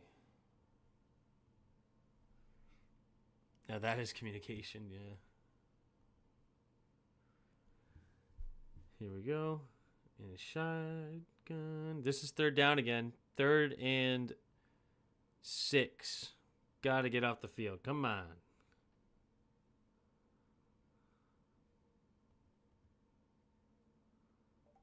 Jeez, that's a filthy route. That's so good. That's so good. Stacks them and then breaks them off. And then Sanders still is not even all that far. It's actually, that's such a tough route to cover. That is a fantastic route. You can just see it here. Ugh. He goes outside release, stacks him a little bit before then cutting him off. Right? It's more like this. It's here before breaking out.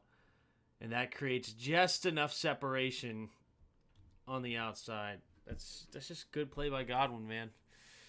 He's a veteran in this league, one of the better ones in the slot, and it's a tough cover. It won't fall for that. Yep. Yeah, it's a great route. Dan Quinn did mention one of the things he hated was the lack of pre-snap communications. Yep. Perfect setup, perfect break, perfect rhythm. Yep. Whew. Oh, man.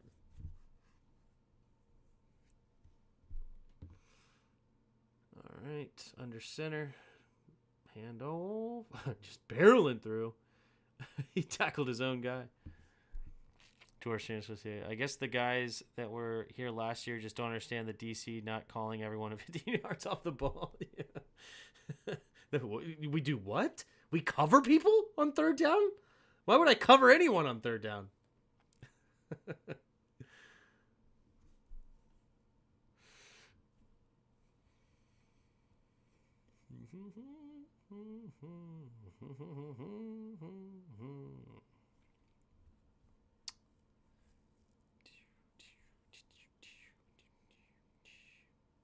Fortunately for us, we get this false start.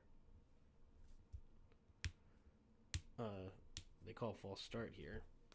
Because that certainly helped. That route was a thing of beauty, absolutely. Here we go. Luckily, okay, this is the false start. Okay, here we go. Tries to get it to Mike Evans. They say. Just overthrows it. Good pressure, man, but get the sack again. Oh my gosh, how do we not tackle him there? Good job, boys. Good job.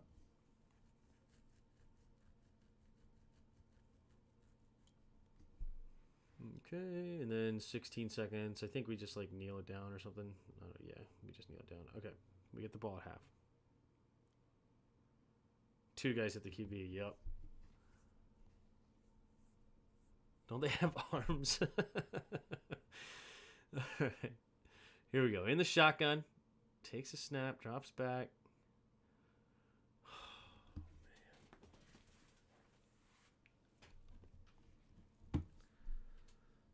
Oh, it hurts.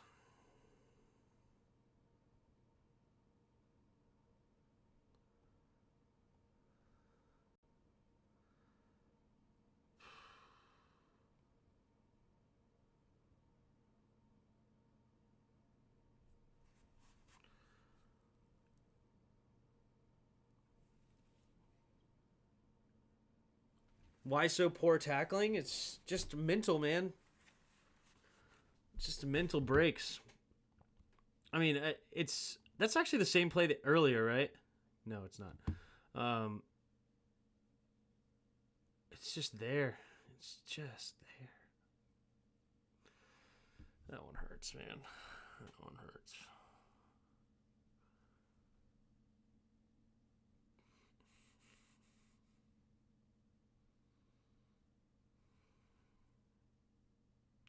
Oh, I love the throw. It's just got to make it. And then I like the throw earlier, too. The decisions are there. Just accuracy, it's just his first game.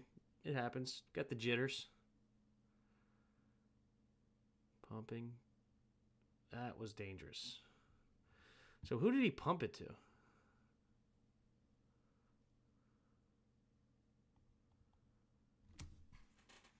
Throw the ball, Jaden. Jaden, throw it. What are you pumping for? Like, okay, Jaden, this is your worst play of the day. Like, what are you doing? Come on, dude. You had the blitz. You had the hot route. You had the call. Why are you not throwing it? He blitzes, throw it. You throw it from where the blitzer went. You had it here.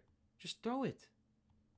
Yeah, I know this guy's screaming. So what? Like, he could potentially make a miss, or at least catch the ball, and then you come backside, and then you try to put it in harm's way. This is scary as crap. We're lucky that's not picked the other way.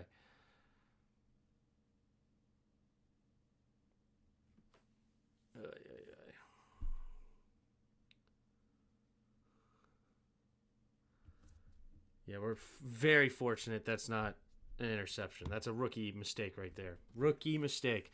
And this is honestly what I expected. Okay, when I saw the box score, right? When I see this box score, Jaden Daniels, 16 carries, 88 yards, I expected a lot of misses. I expected that there was opportunities there to be had that he wasn't finding. And that's not shocking. And I'm happy that this is actually the case. Okay? This is not a knock on him. This is not a like, oh, I'm super angry. Why do we draft this guy? Blah blah blah. No, this was what I was hoping to see, because otherwise our receivers are terrible, right? Which is a bad sign, and Cliff Kingsbury's offense sucks. Right? Those are the two things that I did not want to hear. But so far, we've watched over a half. We've seen open receivers, we've seen opportunities, and Jaden's just not hitting them. No problem. He didn't turn the ball over, okay, which is awesome. And I think he did have a fumble at one point, but we recovered. And we didn't turn the ball over, and he did a fantastic job with his legs, and he didn't take a bunch of hits. Huge. I'll take that. But, yeah, it's things like that. And I'm not shocked by it whatsoever. That is back to back reps he really wants back. Yep. This box score is Mac Jones' score plus his rushes. He did well. There you go. Yeah, he hasn't been as bad. Right. Can that be fixed? Oh, yeah, absolutely. Oh, yes, absolutely. That's what I mean by this is what I wanted to hear, because that's exactly what can be fixed. You're not fixing Cliff's offense, right? Cliff is who Cliff is. The receivers, if they're blanketed, most of those guys are not being fixed, right?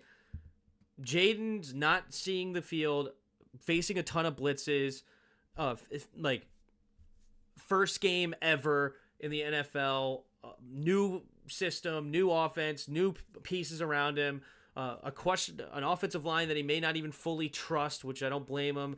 There's a lot of factors here. So this is exactly what I wanted to see when it comes to his first game, or when I come to the film. Obviously, I would have loved to have seen him go, freaking 26 for 34, 314 yards, 4 touchdowns, and we're off, winning the game. That'd be awesome. That'd have been great to see, but I'm not shocked to not see that either. That was a good first game, yep. Or this was a good first game, yep. So, avoids the rush.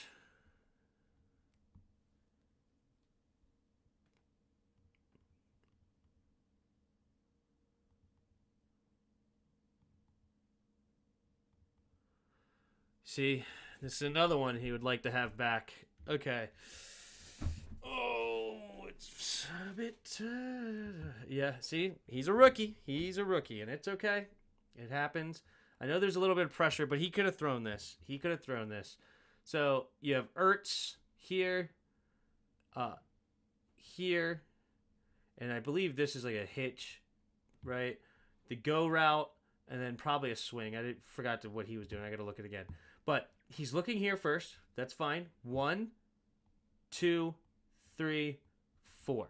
We saw a similar play to this in the preseason that I thought was supposed to be read the other way, right? But this, and then this would be 5 as your check down, like real check down. Even though this is more likely going to be your check down out here, but we saw this play in the preseason, so this is a play that we understand now.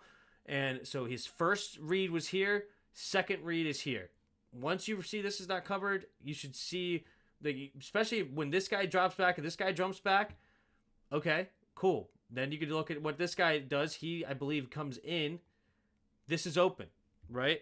Number 2 was open, and there's a little bit of pressure in his face, a little bit of pressure, but not enough that he shouldn't be able to throw this ball, right? He should be able to throw this ball right here, right now. Really, it's pretty decent blocking, especially for our offensive line standards. He should be able to throw this ball here, and it's unfortunate he didn't. But luckily, we get the holding call and automatic first down anyway. There is a reason first and second year quarterbacks usually only read half a field because they can't read the whole field yet. Yep, this was a good day for JD. Either of those in routes were gold. Yep. He just never steps up. Yeah, that's fair. Because he's looking to run, and he's definitely wanting to use those legs. For sure. Okay.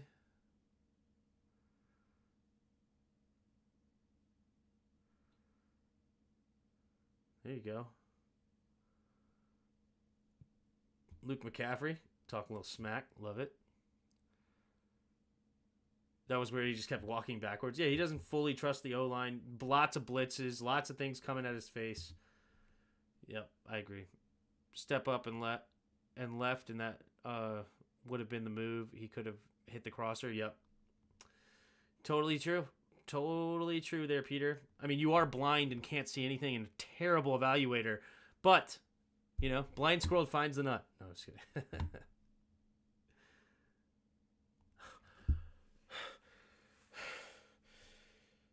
I don't know who this is, but it should have been a touchdown. Oh, why is this not a touchdown? Oh, why is that not a touchdown? Oh. Where's his eyes? It's Terry! Oh my God! Terry's open again! Oh my God, I'm so upset. All these people talking about, oh, Terry got clamps, Terry got strapped up, Terry got put in a seatbelt, Terry sucks, Terry's not it. Oh, he should have had a touchdown down the left side of the field wide open, and he should have had a touchdown here. Oh, yay. Oh, I'm sure he is, Peter. I'm sure he is. Oh, he's looking right at him. Throw the ball. Throw the ball. Throw the ball. Why is he not throwing the ball? Why is he not throwing the ball? Oh, my God. This is a touchdown. Oh, this is a touchdown. Oh, it's a touchdown. Oh, let's remember that Cliff put Terry in motion this play because I heard someone say we didn't. I forgot who's. Oh, man. That hurts. He's looking right at it. Throw the ball, dude. Look at how much separation. Oh.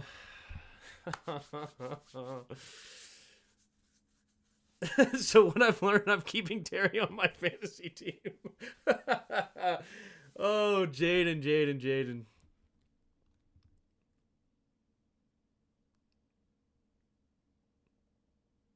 And then he still makes a good play out of it. The guy's legs are freaking good.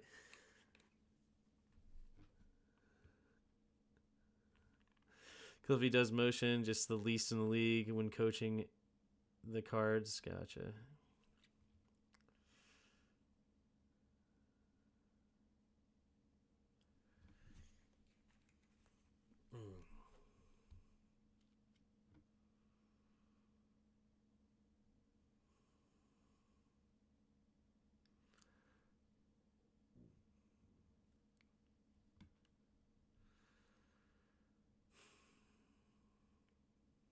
Direct snap. I don't like that block by all by Lucas. Why are you tiptoeing around, man? Like, you're pulling guard. Go. Hit somebody. Whatever.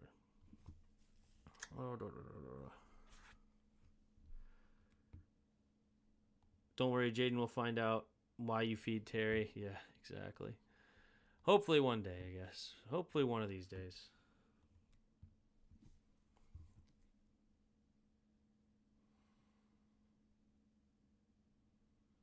Wait, did he? Okay, never mind.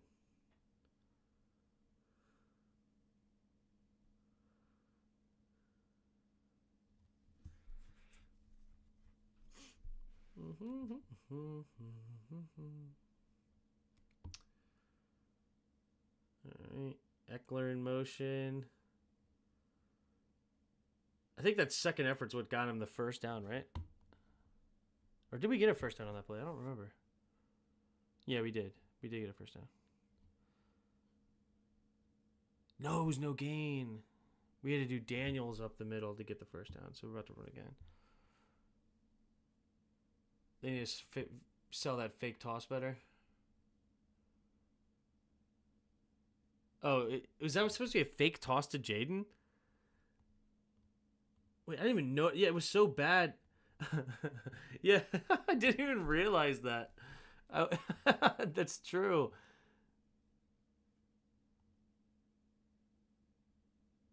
Maybe they toss it later. Oh, what about if they really toss it? Ooh, now we're talking. Now we're cooking with fish grease, as the great Jarris would say. All right, here we go. All right, play action.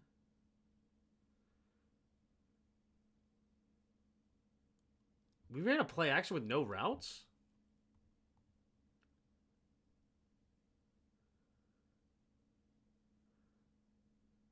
Well, you got the first.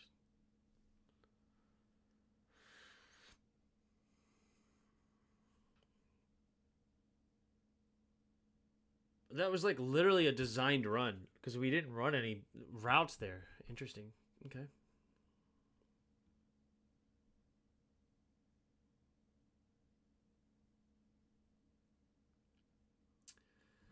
Yeah. Then we started actually running designed runs. Is this a screen out here option? No, it's just a full-on pulling guard power O. Do we have the box for that? No, this is not the time to use this. Too many defenders. Not enough blockers. Right? We have 1, 2, 3, 4, 5, 6. Not to mention he's kind of here, but at least these 6. You have 1, 2, 3 out here. Throw it. But it's probably an option, right? Did they run it that way? Little RPO. Yeah, it's a little RPO. So it's a run pass option. That's a bad read by Jaden. Bad read. You gotta throw that out there to Austin Eckler. A little RPO. Jaden did not have that great of a day, man. Why did that play not go to Eckler? Yeah, exactly. Like, I was just thinking the same thing. As a passer, Jaden left a lot to be desired. Now, I mean, a lot of this stuff is workable. I'm not sitting here saying Jaden sucks and needs to go. And fortunately, he has the legs to recover when he does make a bad read. But he misread a lot here so far, which again, not shocking. First game, rookie against Todd Bowles' blitz package. 4 receivers each way. Oh, one-on-one here.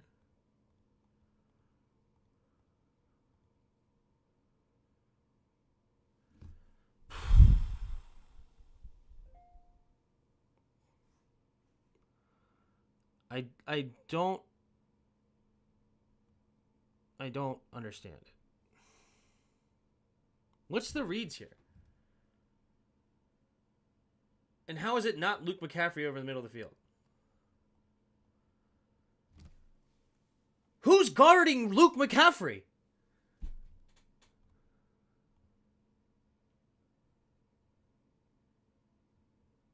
Nobody ever guards him. There's nobody. Jaden.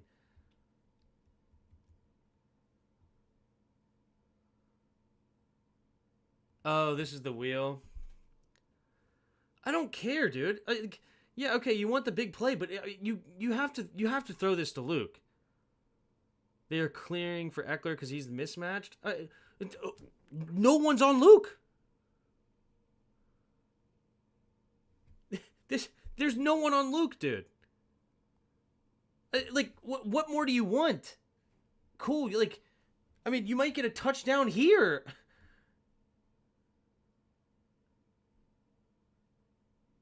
You gotta get to the read. You can't just sit there and wait for Eckler the entire time. Like, if somebody's this open on your first read and then come back to Eckler, like, come on. Yeah, well, the thing is it wasn't a tutty. It was a sack fumble.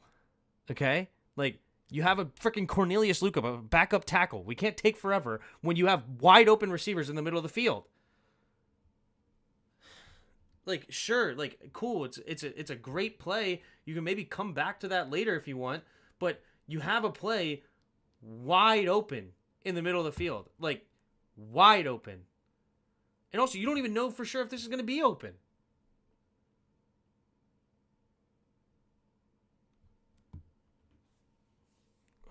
He actually blocks us. That's fine.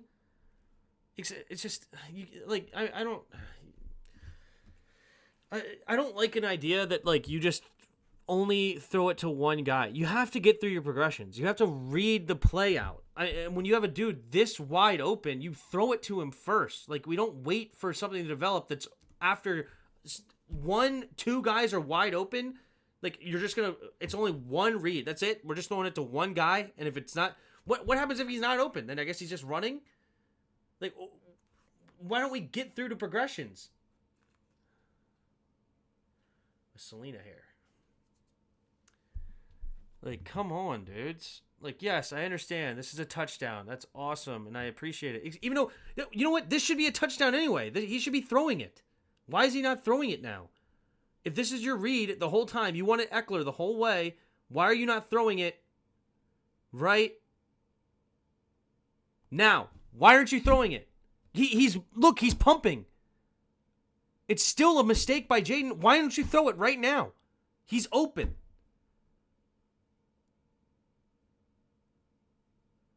If you want Eckler, throw it. You have 3 dudes open on this play. 4, really? You have 4 guys and you take a sack fumble.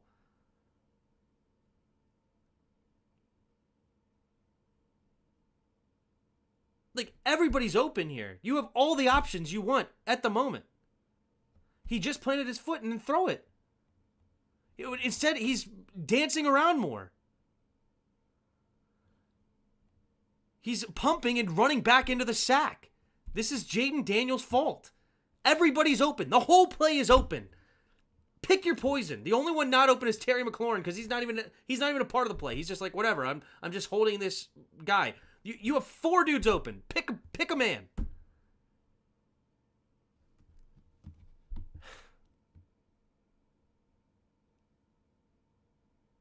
I don't know what is this game, but he hasn't stepped up all game. I don't just throw the ball. Throw it. You don't even need a freaking... just toss it over there. It's open. Jaden Daniels made a mistake on that play. Big time. This is all... That sack is all on Jaden Daniels.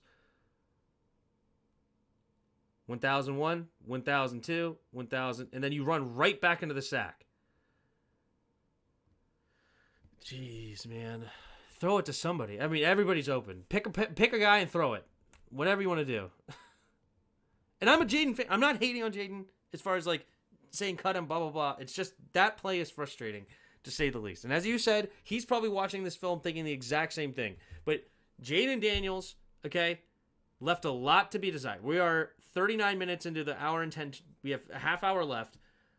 He left a lot to be desired. I agree. That's probably what happened. He got a bit panicked. Throw it to somebody. You had 4 guys open. Pick somebody and throw. Maybe dealing with Micah and the Eagles' defensive line will make him have more urgency. I don't know. Yeah, it's... Ugh. It is what it is. And again, I said this is a good thing. This is a good thing that Jaden Daniels is the one missing it and not just a bunch of bad receivers. Things are here. And then, yeah, I know you wanted to... Yeah.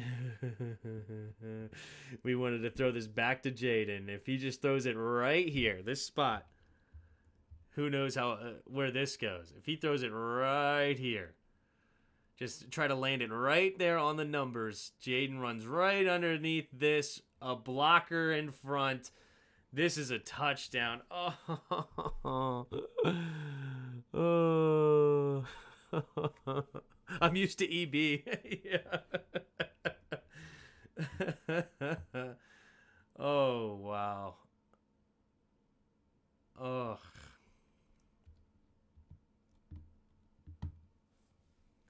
Jaden wanted it too. Jaden wanted it. This should be a touchdown too. We left so many points on this field. We left so many points. Oh, we left so many points on the field. Cliff was dialing it up, man. Cliff was dialing it up. Oh, Tim, you think they will try again against the G-Men? Oh yeah. Oh yeah. Oh yeah. Oh yeah. I want to bet the Commanders next game. Oh, I want to bet us. Put your money on the Commanders next week.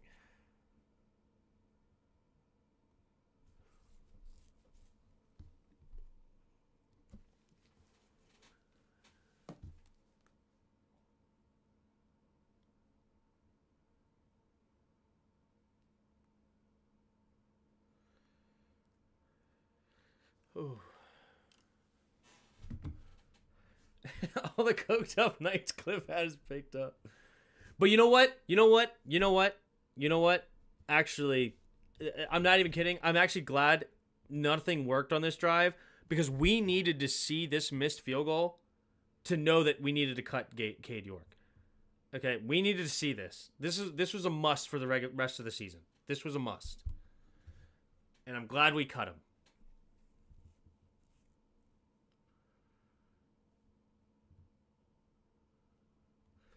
They'll see this in the film room, and I'm curious to see how Noah Brown will contribute to the offense, potentially.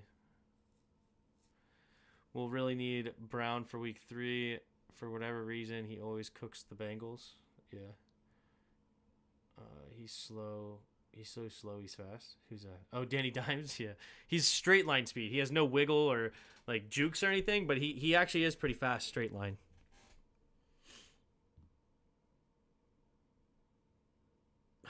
That tackle. Come on, Dorrance.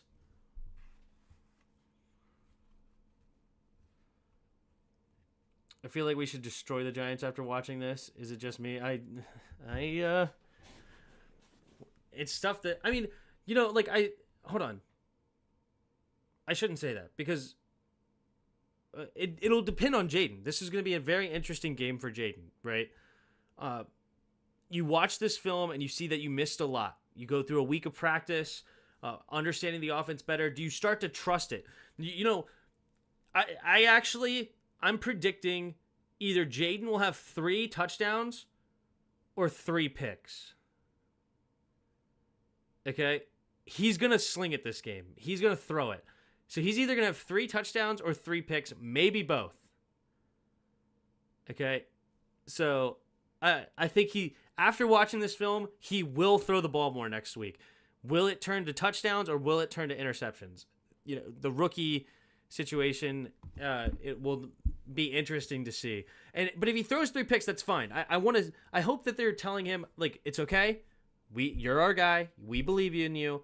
We just need you to throw the ball. You can't not throw the ball in these situations, okay? If you throw a couple of picks, that's fine. It's okay. We'll live. Our defense should hold the Giants a little bit, but throw it.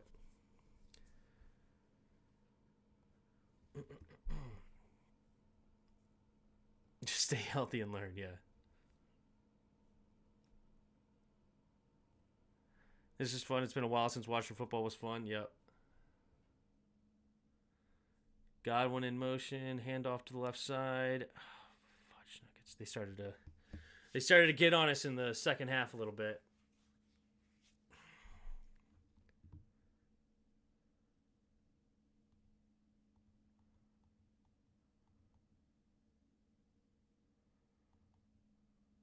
It's just really good, well blocked defense there.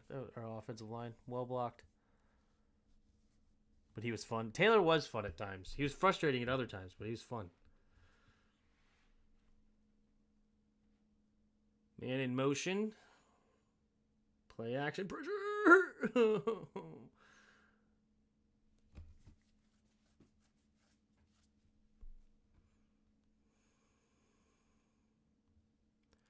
I'm going to assume Sean Taylor, because he stressed me out.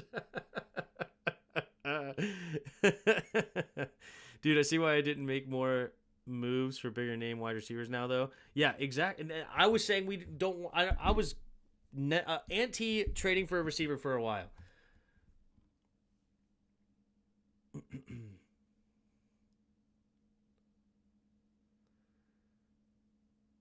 Here we go. 3 receivers. Takes a snap. Hand off.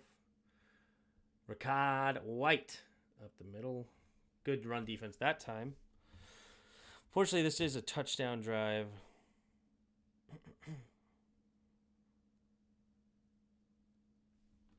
Got a pass interference here. Yeah, this is the... Oh, yeah, Forbes about to get destroyed on a double move. It's actually a good penalty.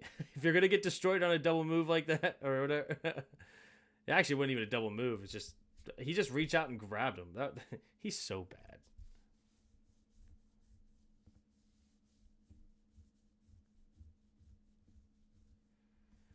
Then Mac frickin' Jones. That's right. Yeah, Dak had a really good year. I remember he had that one game. What was it like? It was like a 90% completion percentage. Or something absurd. That he had. And Zeke was also a monster that game, too. Bobby is really slow. He's so good at placing himself in the right holes, though. Yeah. It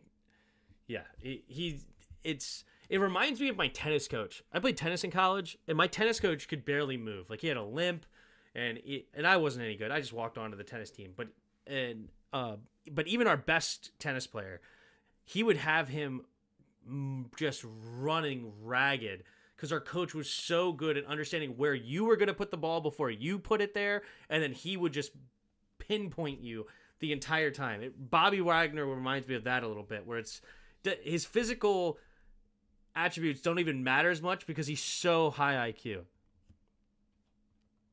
Seen so much. Yeah. All right. Oh, yeah, this should have been a pick play.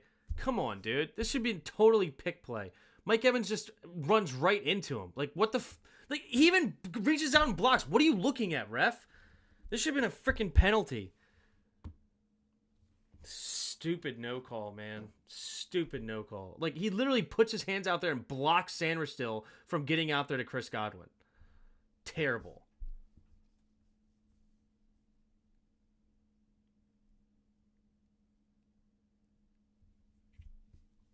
RG3 and Luck paved the way for most of them today. Yeah, they both had really good rookie seasons.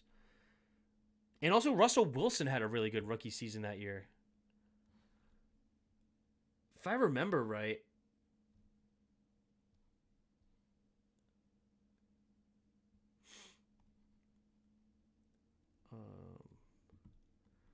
2012. I think they won 11 games that year. Yeah, they went 11-5. What did Wilson have his rookie year? 26 touchdowns, 10 interceptions, 3,100 yards, and he ran well too. 489 yards rushing and 4 touchdowns. Yeah, that 2012 season was pretty wild. You had 3 rookies with 10 plus wins. Yeah, I don't know if you'll ever really see that again. That's thinking about that even further. That is actually crazy. Yeah, Wilson. Remember Matt Flynn? Matt Flynn had a huge game the final year against Detroit. He had like 6 touchdowns. Seattle signed him to a big contract, and then Russell Wilson beat him out in training camp. And they didn't. And Matt Flynn never played again. Ben Roethlisberger wasn't the most impressive statistically, but still good, and went 14-1, including the playoffs in his rookie year. Got all the way to the AFC Championship game. That's impressive too. What did they lose? The Patriots, I guess, that year? Yeah, that had to be the Patriots 04 year. Because the next year they won in 05-06. Or 04-05. 05-06? I think. And then the Bears and Colts the next year. So yeah, it was the 2004 Super Bowl for sure. Yeah. I forgot about Matt Flynn. Yeah, Matt Flynn. Look it up. Against Detroit, final game of the year, they benched Aaron Rodgers, and he threw like 6 touchdowns. It was an absurd game. And got paid off of it. Got a big payday off of it. When's the last time a QB won a Super Bowl rushing for 100 yards a game? Nobody. Or I guess, unless, like, I don't know, back in like the 50s where the quarterback never threw it, I guess. But running quarterbacks don't win the Super Bowl. Like, primarily running quarterbacks.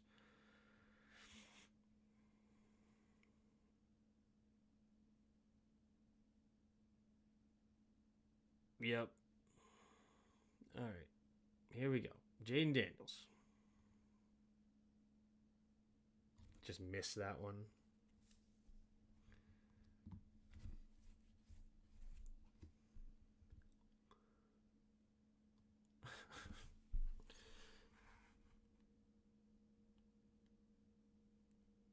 We don't like Terry on slants with guys way off?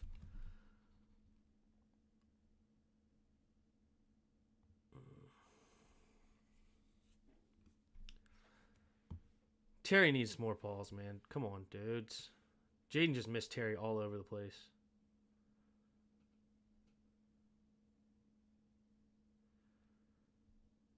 Eli broke and still holds the single season record. INT record? No, he doesn't. You mean Peyton? Peyton broke the record and still holds the rookie record. Yeah, that was Peyton. 25 interceptions in 1 year.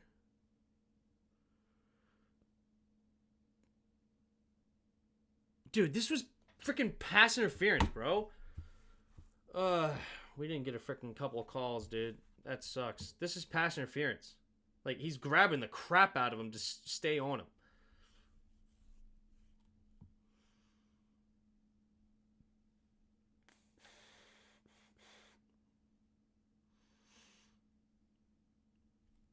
Eli didn't put a full season his rookie year. Yeah. I think he was on pace. I think he actually was on pace to break the record. If I remember right. Giants.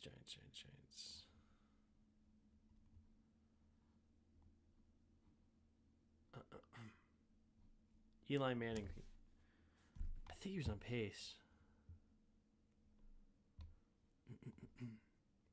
What would that have been? 2003?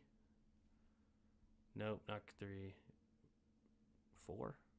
Nope, not 4. 5? 5. 2000. Wait, Eli played that. Oh, yeah, Eli. Oh, Eli never started. Kurt Warner started. Okay, never mind. He just didn't play until way later after they missed the playoffs. They threw Eli in. Okay. And then after that, Eli never missed a game until they benched him for Tyrod Taylor or Geno Smith, one of the two. Is it just me, or does it seem like all the short throws are to his right? Does he throw much to the left?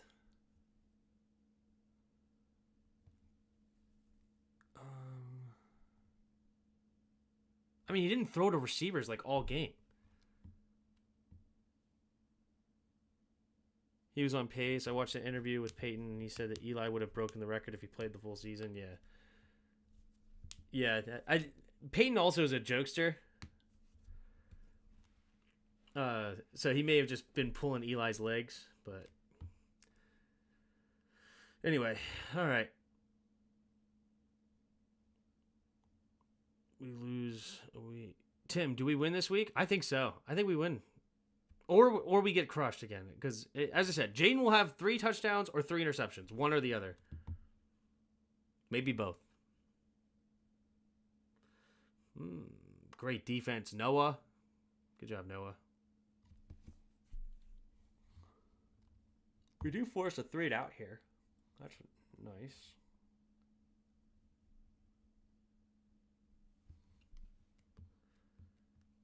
It's great defense there.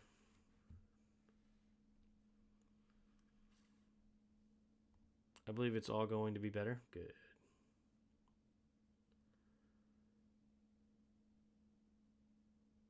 It's a nice run. Good tackle, Jeremy Chin. Prevent the first down. That was like the only play Jeremy Chin like made all day. Like Jeremy Chin, like literally, did he have any other tackles? Like what was his box score? Jeremy Chin was not a major factor. He had 3 tackles total. Tim, would you rather have Jaden or AR-15?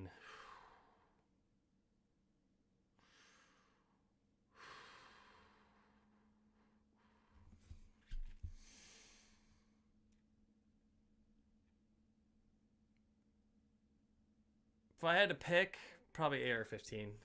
AR-15's a freak athlete.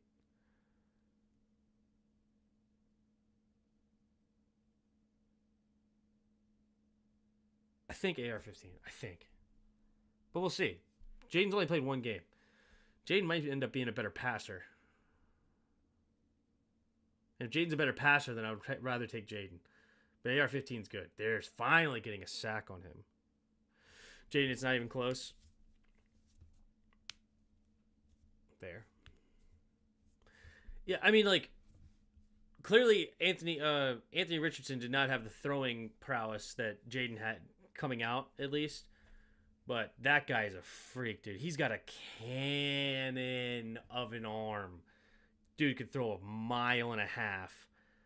And then his freak athlete as a runner. Big dude, too. Great frame. He's got to work on a thrower, though. As a thrower. I don't know. I might also be just leaning against it to make sure that I'm not as...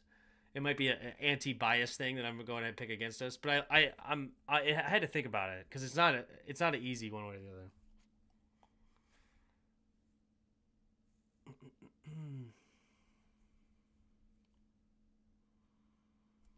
All right, there's the punt. Anthony Richardson had a sub 50% completion percentage. He was a fullback playing quarterback. Yeah, he's got to become a better thrower, but he is a freak athlete. And a cannon for an arm. Like if whoever fixed Josh Allen can go and fix Anthony Richardson's throwing, that guy could be something special there. But we'll see. Takes a snap. Looking. Throws over the middle. There you go. That's a good throw. Anything open, though? Let's see. I like that, though. Get it over the middle. Saw it quickly. Yep. Nothing. Yeah, perfect. Perfect throw. Love that for Jaden.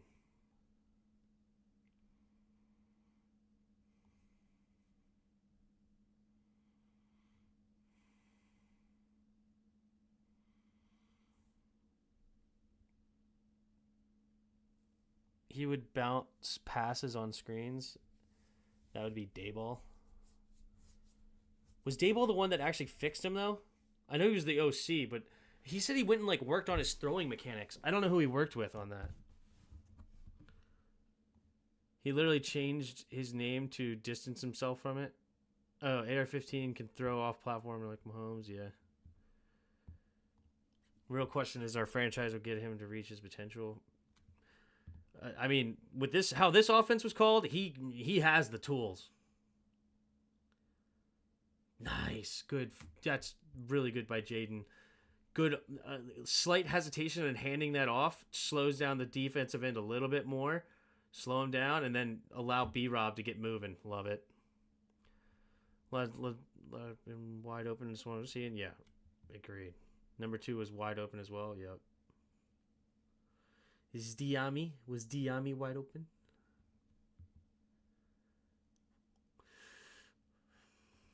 Coleman looks good. Oh, Coleman's back in the game. Oh, hold on. Oh, that was not a good play by Coleman. That was not a good play. Coleman's got to understand where the run is and attack that shoulder. He's attacking this shoulder. He's got to attack this shoulder. And then, yeah, that was terrible. That was actually really bad. That was really bad. Good. I'm glad you guys are a fan. And he definitely could move, but that block left a lot to be desired. He at least got there, got in the way. He's better than Norwell, but...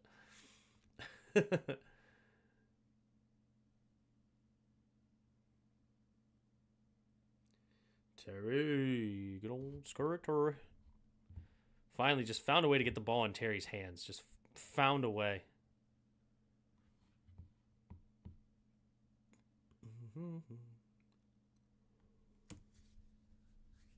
I'm loving this, y'all. Yep. Ken Dorsey was the QB coach now in Cleveland. Yeah, maybe it was Ken Dorsey who actually fixed him.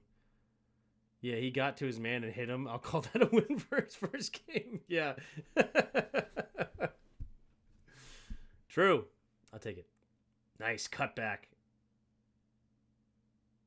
It's a good play by B-Rob. Let's see here. What does Coleman do?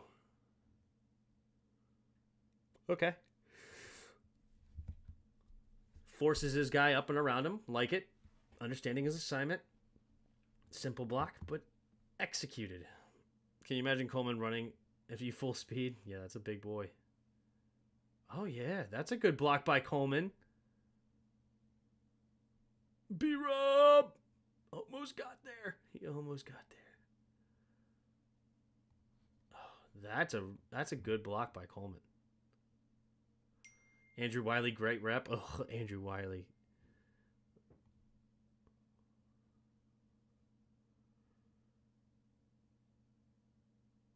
Oh.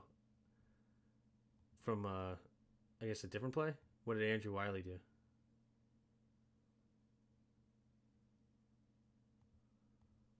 I don't even know what you're talking about. What did Andrew Wiley do yet? Oh, that wasn't sarcasm. Okay, because yeah, I was like, he actually did his job. I get it. Good punch, way to stay in front of him, and Wiley had a good rep finally because he yelled help. Fair enough. Normal for other guys for Wiley. Yeah, I gotcha. And then we run the ball. He did something normal, yeah.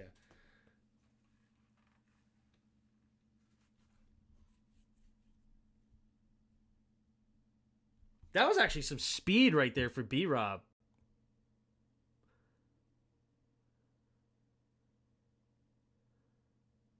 That was actually impressive. Wow. That was faster than I would expect B-Rob to be. That's pretty good. I mean, unless Britt is just slow. Is that Britt? KJ Britt? Did I see that right? And then Jaden Daniels, baby. Punch it in. Good job. All right. Credit to Eckler for that block. Yeah, Eckler did make a good block. That's true. Good point. Good point.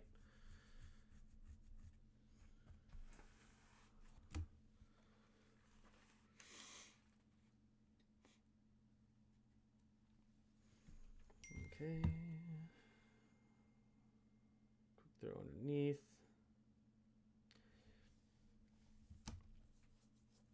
It's gonna be hard to stop on goal line. Yeah, we are gonna be. I agree. We are in general, like with B-Rob being able to have the strength to go straight up the middle. Dude, a three-headed backfield like triple option would be nasty.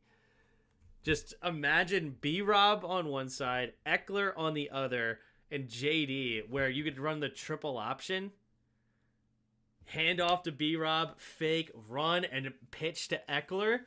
That would be a three-headed monster at the goal line that I would not want to stop. And then you have Terry on one side. Excuse me. Noah Brown on the other. And then a tight end to help block at some point, too, somewhere. Oh, man.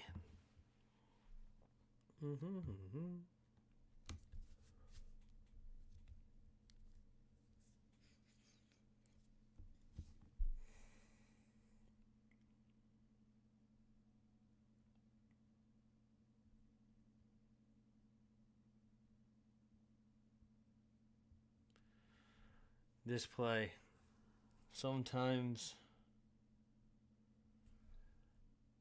when it works, it's a beauty.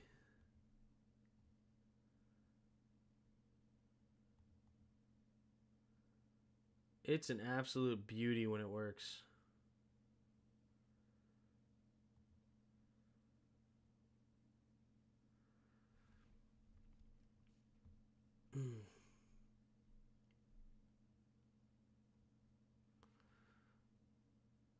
Everyone say it with me. Spidey X2Y banana. Spider X2Y. Catches bodies. Either you let the running back run in untouched, or you watch JD skip in. Yep.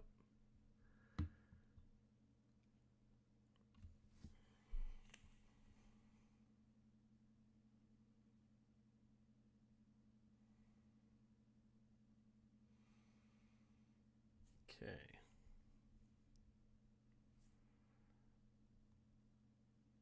I really don't like the Jeremy Chin as a single high. Yeah, that's weird. He's a box safety, isn't he?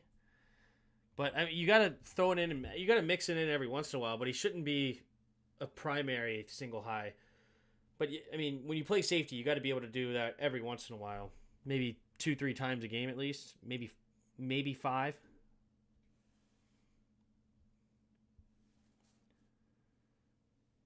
Play action, pressure. Dude, that was weird. Why would they go for that same play again? This was stupid. We just saw this rep. We just saw the same thing. And then you try to go to it again? That was strange. Or did they try to go to it again? Oh, wait a minute. Did they?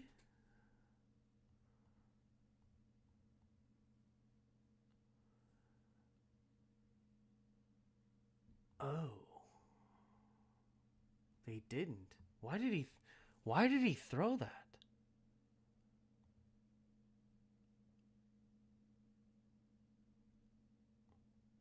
Why did he? Nice pressure. That's why. Deron Payne. Okay. I was wondering. I remember watching that in real time. I was like, why did they run that same play again? That was stupid. But no, it wasn't the same play. We just blew that up. Deron Payne, because that was supposed to be a tight end and a Mike Evans play. Yeah, the tight end was going to be wide open. Interesting. I wouldn't mind Chin playing free safety in quarters coverage, but single high. Nah, yeah.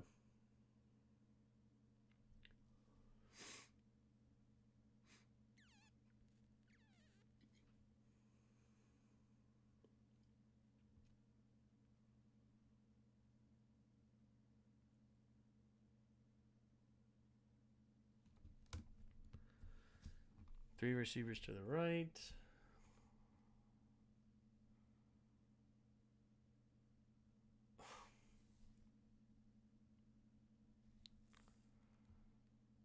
Okay, whose fault was this?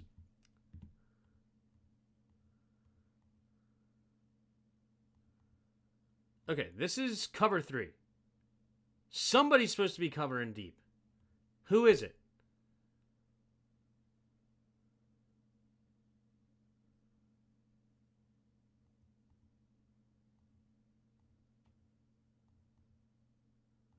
Or is it...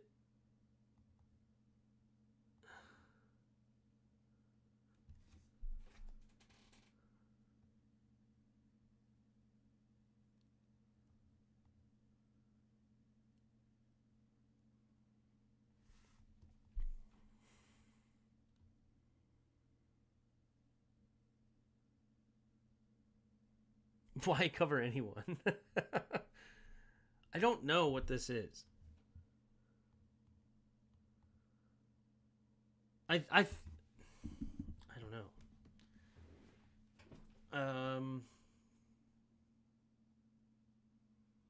I don't really understand it.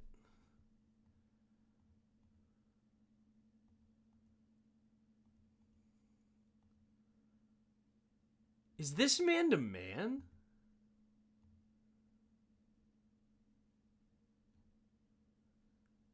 It's man to man.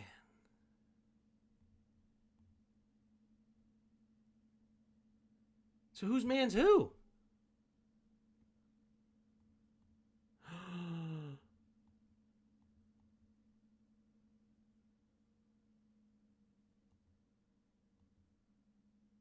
Oh. It's man to man. I understand what just happened. Oh, that is... Oh, that's tough. Oh, I see it. I see it. I see it. I see it. I see it. Okay. So, here. He's manned up here. He's manned up here. He's manned up here. When he motions in, Noah talks to Sanders still he says something, right? And you can see he then covers Godwin. He steps inside. Now, then there's a weird combination of who's supposed to cover who, right? And for some reason, he doesn't just stay with McMillan. He thinks that maybe he's supposed to have the inside. Maybe, you know what? Maybe Noah said, you got inside. Right? Noah maybe said something like, you inside. Right? If he said inside, maybe then in his mind, he's like, oh, wait, he's inside. Right? Like, am I supposed to cover him now? Because he's the inside guy? And if that's the case, he thinks he's here. And then he's screaming down because this is his man. And then now his new man is actually McMillan. But he doesn't actually pick up McMillan for some, because he looks confused. But this communication between Noah and Mikey is what sets this all up. Look, Noah's saying, he says something here to Mikey. I don't even know if Mikey heard him. Then he's saying here, he's like, oh, you got. And, oh my gosh, then I can see it even more. Oh, it's so good. It's so creative. Oh. Okay. It's so good. This is good offense against man-to-man. Okay. So when they stack, this stack is everything. Let me put... okay, hold on. I get it. All right, here. It's coming together. Here's man. Mikey has outside. Okay? He's got here. Anybody outside, he's covering the man that goes out. This one has inside. Whoever goes inside, right? Why? Because if this guy comes out, this is so long to get there, right? So if he goes out, Mikey's going to get in. Right? Mikey's going to get the out, right? So he's here. He is then whichever of these receivers goes out, Mikey's going to get, right? Whichever one stays in, he's going to get. Whoever this is, Quan, is going to get. Well, when McMillan comes in, he goes inside and stacks.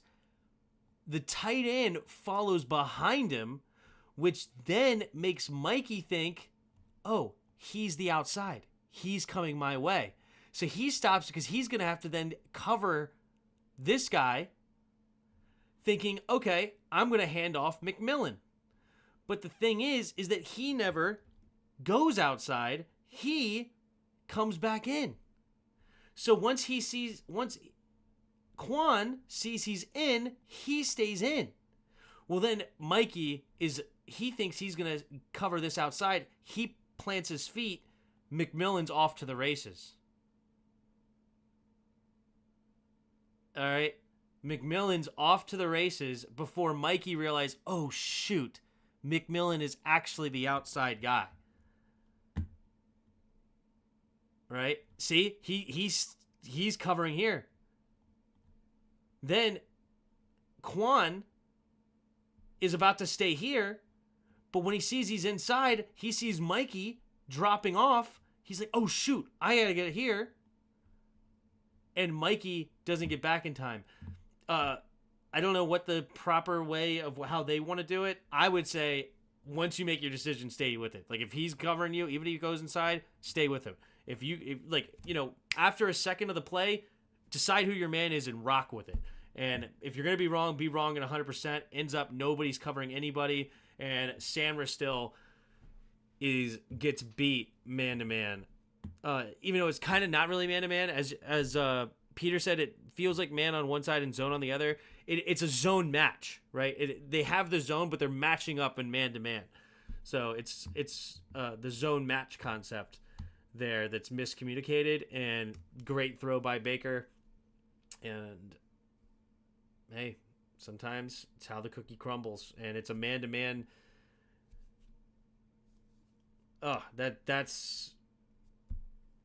It's a great call against the defense that we have set up. And hey, we're young. We have a second-year safety and a first-year corner playing with each other. Miscommunications happen. Makes sense. But I see what we're trying to do, and that's going to be cleaned up by Dan Quinn and the defense for sure.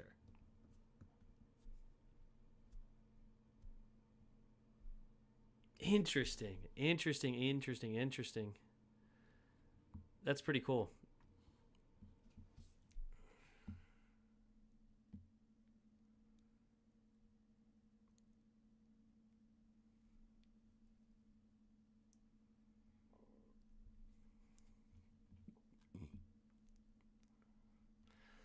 So the Bucs are not missing their old OC, I take it. The Bucs are in good position. They look like a team ready to do damage. Who played a team that needed 2 or 3 more preseason games? I agree. That's a fair assessment. Do the Bucs run a Shanahan scheme? I don't think so. This doesn't feel Shanahan. Where does he come from? Where does Cone come from? What's his name again? Bucs OC. Liam Cone. Where does he come from? Doesn't feel like a Shanahan. Does he come from the Shanahan tree?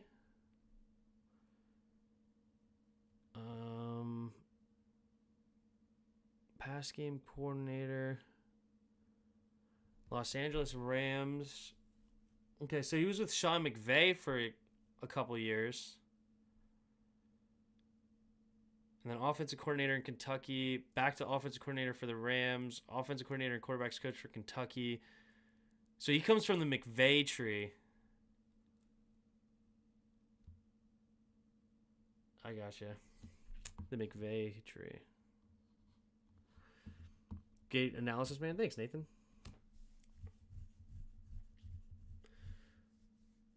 Check the blocks on this play, Tim. All right.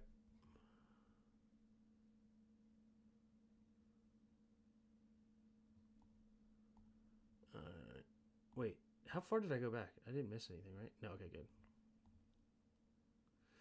All right. Max protect it looked like here for a second, huh? Yep, max protection, only 2 men out in the he actually had this open. He had it. He gotta find these cover 2 windows, man. Gotta find these cover 2 windows. But he does a good job checking it down. This Terry's in the cover 2 window. In a hand.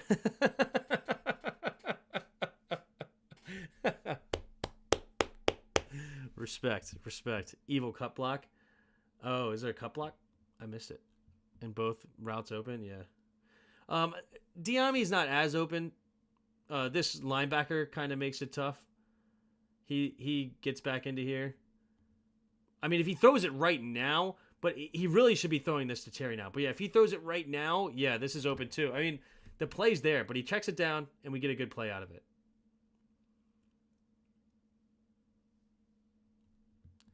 Is Daniel allergic to throwing the ball 10 yards downfield? I guess. It's tough.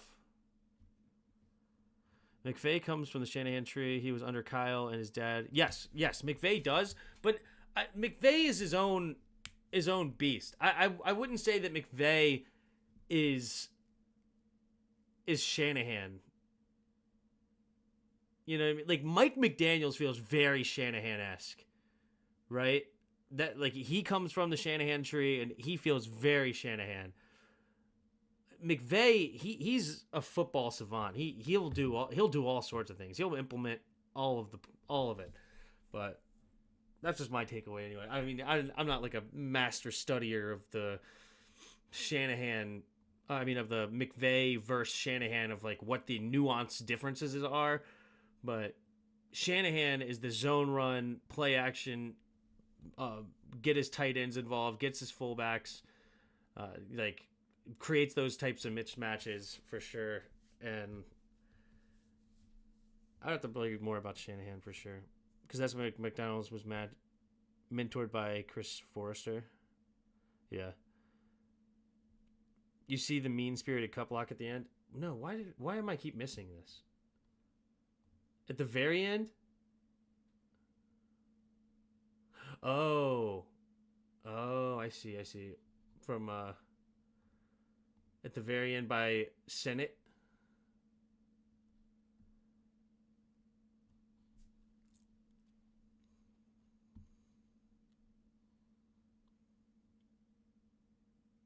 Right here. I got you. Is that even a cut block? It looks like he just fell. And Shanahan's tree comes from Bill Walsh. There you go. Everybody started somewhere, right? Kill his knees, yeah. Bill Walsh tree is crazy, yeah. I can imagine. All right, 4 receivers each way.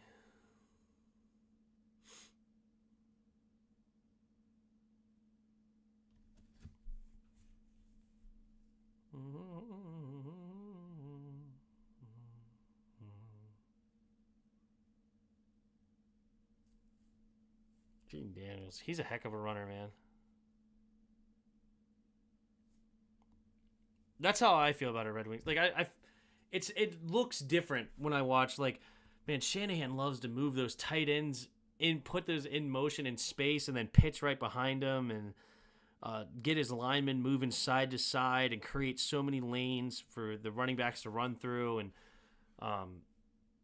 the true zone run game with the play action boots. Like, yeah. McVay just, that doesn't feel the same. Like when I watched Detroit and Rams the other night, I didn't get that feeling.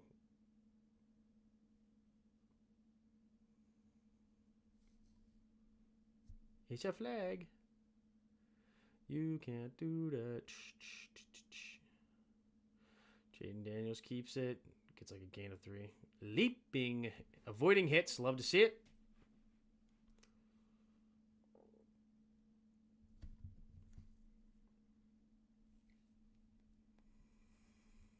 I like to see him hand that off, but then act like he has it.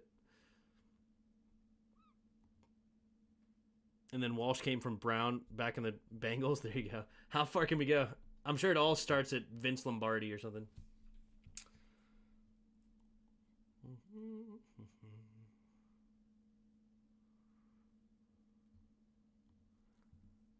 Well, that protection didn't hold up at all.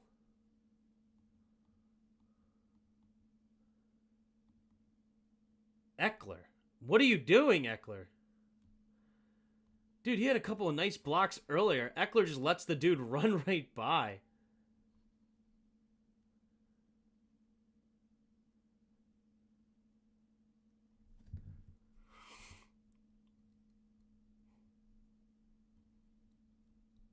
Yeah, Eckler just forgot to block. David just runs right by him. Well, that one's on Eckler. And then that creates what?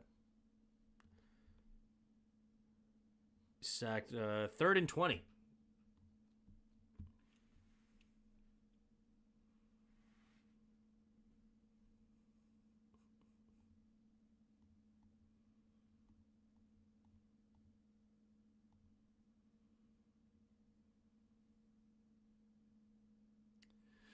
Mike McDaniel said in Washington while McVay and LaFleur were trying to get Kyle's favor, Mike went to Chris Forrester because he realized he was the only guy Kyle was getting advice from. Oh, interesting. Very interesting. Because also remember, McVay worked with Jay Gruden also. Like, Jay Gruden brought him in, and Kyle Shanahan is really good in the run game. Jay Gruden is really good in the pass game. He couldn't dial up a run game to save his life, Jay Gruden. But he could pass the ball. Like, freaking Kirk Cousins has what? Like 4,900 yards in Jay Gruden's offense? Like, he knew how to dial up a pass. So McVay had one of the best run games ever in history and then a really good pass game with Jay Gruden. That's who he learned from, right? In that era. And, combined those two and went over to the Rams and won a Super Bowl. So he became an O-line coach and learned the run game Shanahan so highly depends on from the man himself, Chris Forrester. Is Chris Forrester still in what's his name? I don't know. I mean, Chris Forrester didn't come up with the run game. Mike Shanahan did. But so when Kyle left, he could only take one person, so he took Mike McDaniels with him to Cleveland to be his coordinator. You mean Niners? Mike knew. When Forrester left, he took Mike because Mike knew the run game as well as Forrester. When Forrester went to Cleveland, I was saying. Okay, I'm following you. I'm getting there. All right, night guys. I got Boogie Fun Night, and it looks like our O won't suck for much longer. That's what I'm hoping. Our D to be determined. Yep.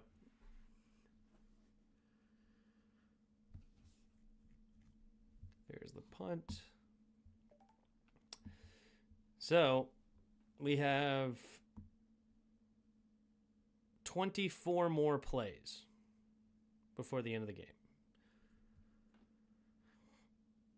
Shanahan went to Cleveland and took Mike McDaniels. Shanahan went to Cleveland? I thought he went to Atlanta. After he left us, he went to Cleveland?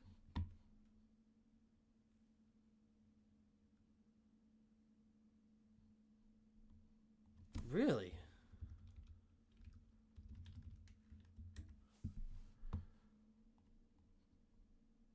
He went to Cleveland first before Atlanta. I forgot about that 1 year in Cleveland. I completely forgot about that. I knew he went to Atlanta. Interesting.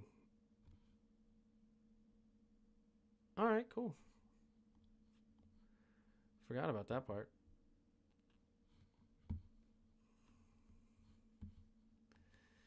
Get it, got it, good.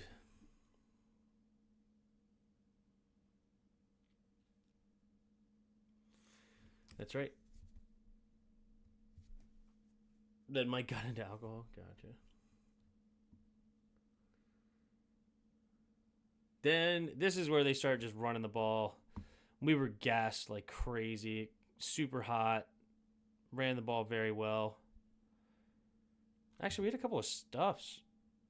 -3 yards, -5 yards, and then 3rd and 18. That is gross. So we stuffed them twice, got a 3rd and 18, and didn't get off the field. Ugh. In a 30-14 game.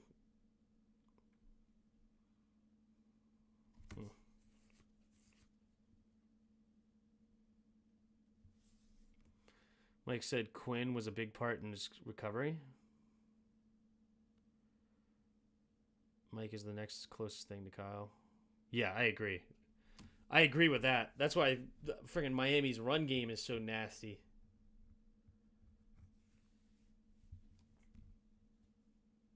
Good defense, man. Good defense.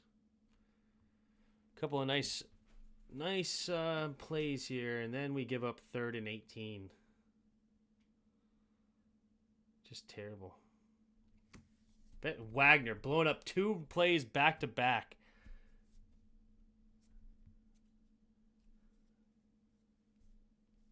Yeah, after our preseason game against the pass protection. Kyle demanded to leave Cleveland too. I believe it. Why wouldn't you? This is just pathetic, dude. We got to make some tackles, bro.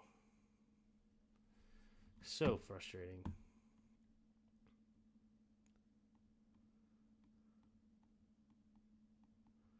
Like, you know this is most likely what they're going to do, too. I'd be an alcoholic, too, if I did drink John. Long story short, we should hire Chris Forrester. Interesting. Where's he right now? Is he doing anything?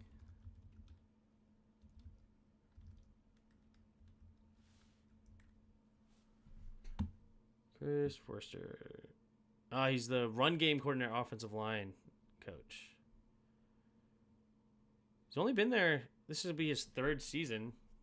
He was the offensive line coach. No, okay, so he's been there and then he was a game plan assistant. So he's been there basically the whole time Kyle's been there.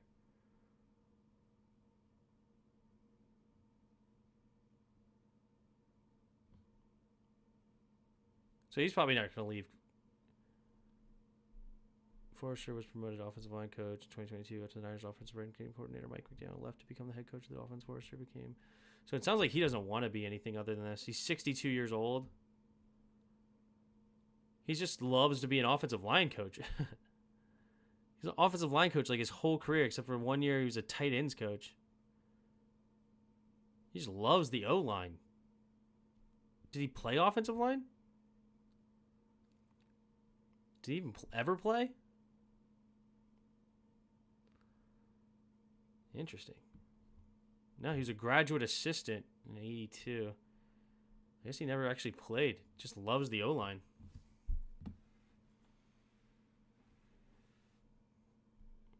So the next offensive genius is a coach in Severna, Maryland.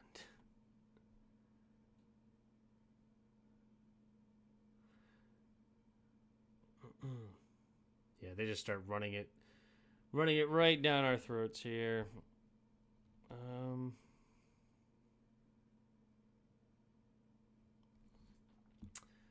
I don't know. Is there anything else that's really interesting towards the end? Like, does anybody remember a play or anything at the end of the game that they're interested in? I mean, at this point, we kind of understand what went wrong, what went gone, and they just started killing us in the run game. Our defense was absolutely gassed, and then they get it inside to Mike Evans. So, oh man, absolutely nothing else. Yeah, we're down at this point, 30-14, and we give up a touchdown here, and we're just exhausted. We're just absolutely gassed at this point with their time of possession destroyed us, right? I mean, actually, it wasn't as bad as I thought. I guess we had a nice long drive at the very end, but like looking at the play-by-play, no, it was only a 2-minute drive at that point. Interesting.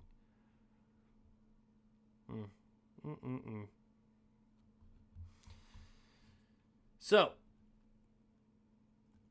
what are the takeaways here? What are the takeaways?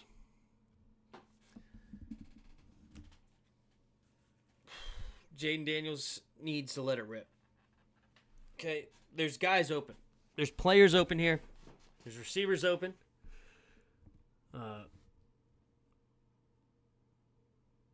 There's potential here. There's big potential. But Jaden Daniels is a rookie. Jaden Daniels was a rookie. And he showed he was a rookie. And this is what I thought happened. I believe at the end of the game I said this, like I was very interested in the film to see, was Jaden missing stuff? Because, 16 carries, 88 yards, you're like, something doesn't sound right. We might need a left tackle next season. No, there's no we might need. We need one. I've said that all off season.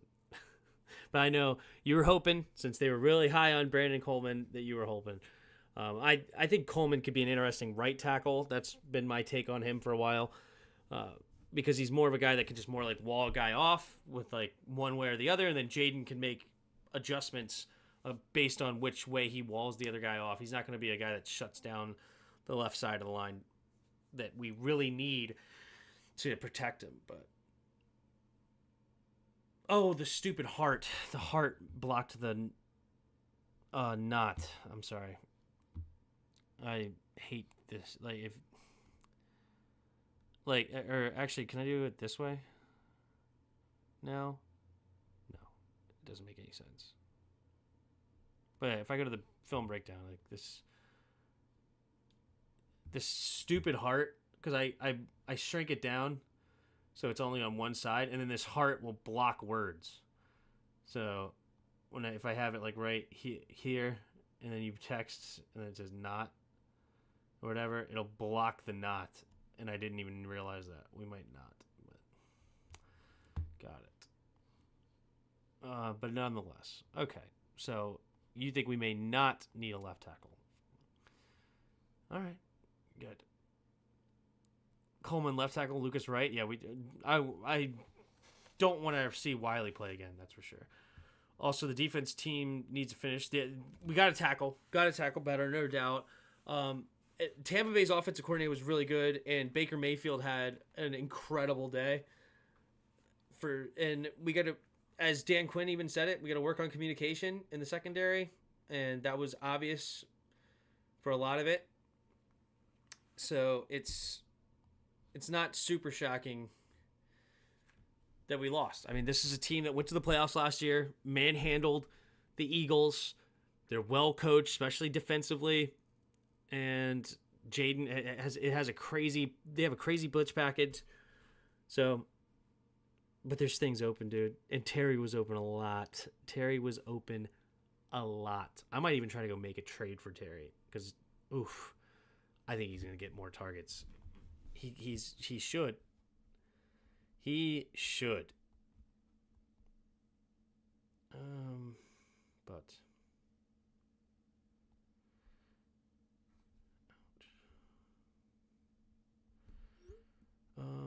Anyway.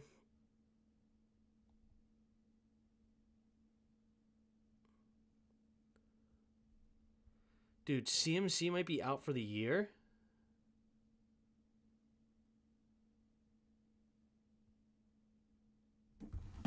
CMC might be out for the year? What? Oh, why didn't I pick him up? Apparently, like Achilles tendonitis or some crazy thing.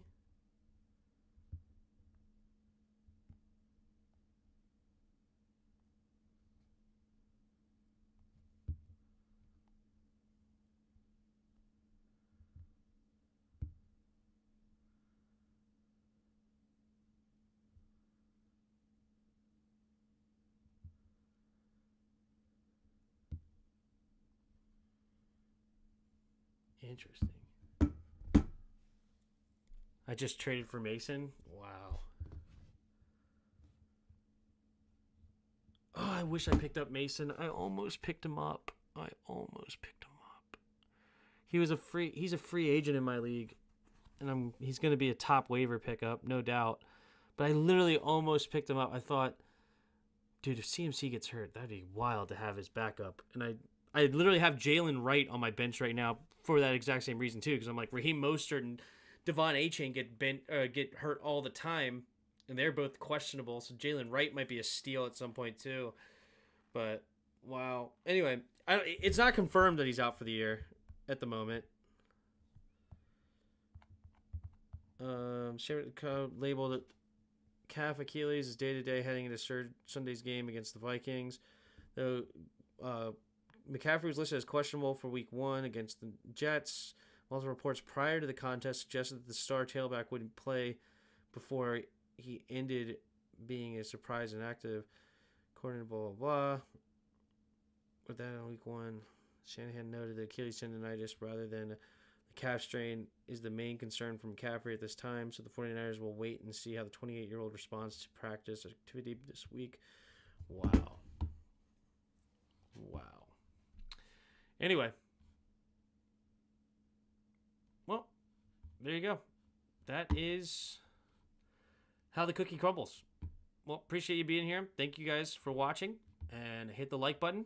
Hit the subscribe button. All that good stuff. And hopefully we have a good year, man. Hopefully it turns around and have some fun. And hopefully you guys learned something. I learned stuff. It's good. But I got to work tonight. I literally got to get off here, go drink some coffee, and get ready to go into work. I got to work in the middle of the night. Oh, that's another thing. I won't be doing the Thursday night game. I have a night job on Thursday as well, which is unfortunate. But anyway, all right, man. Until next time. See ya!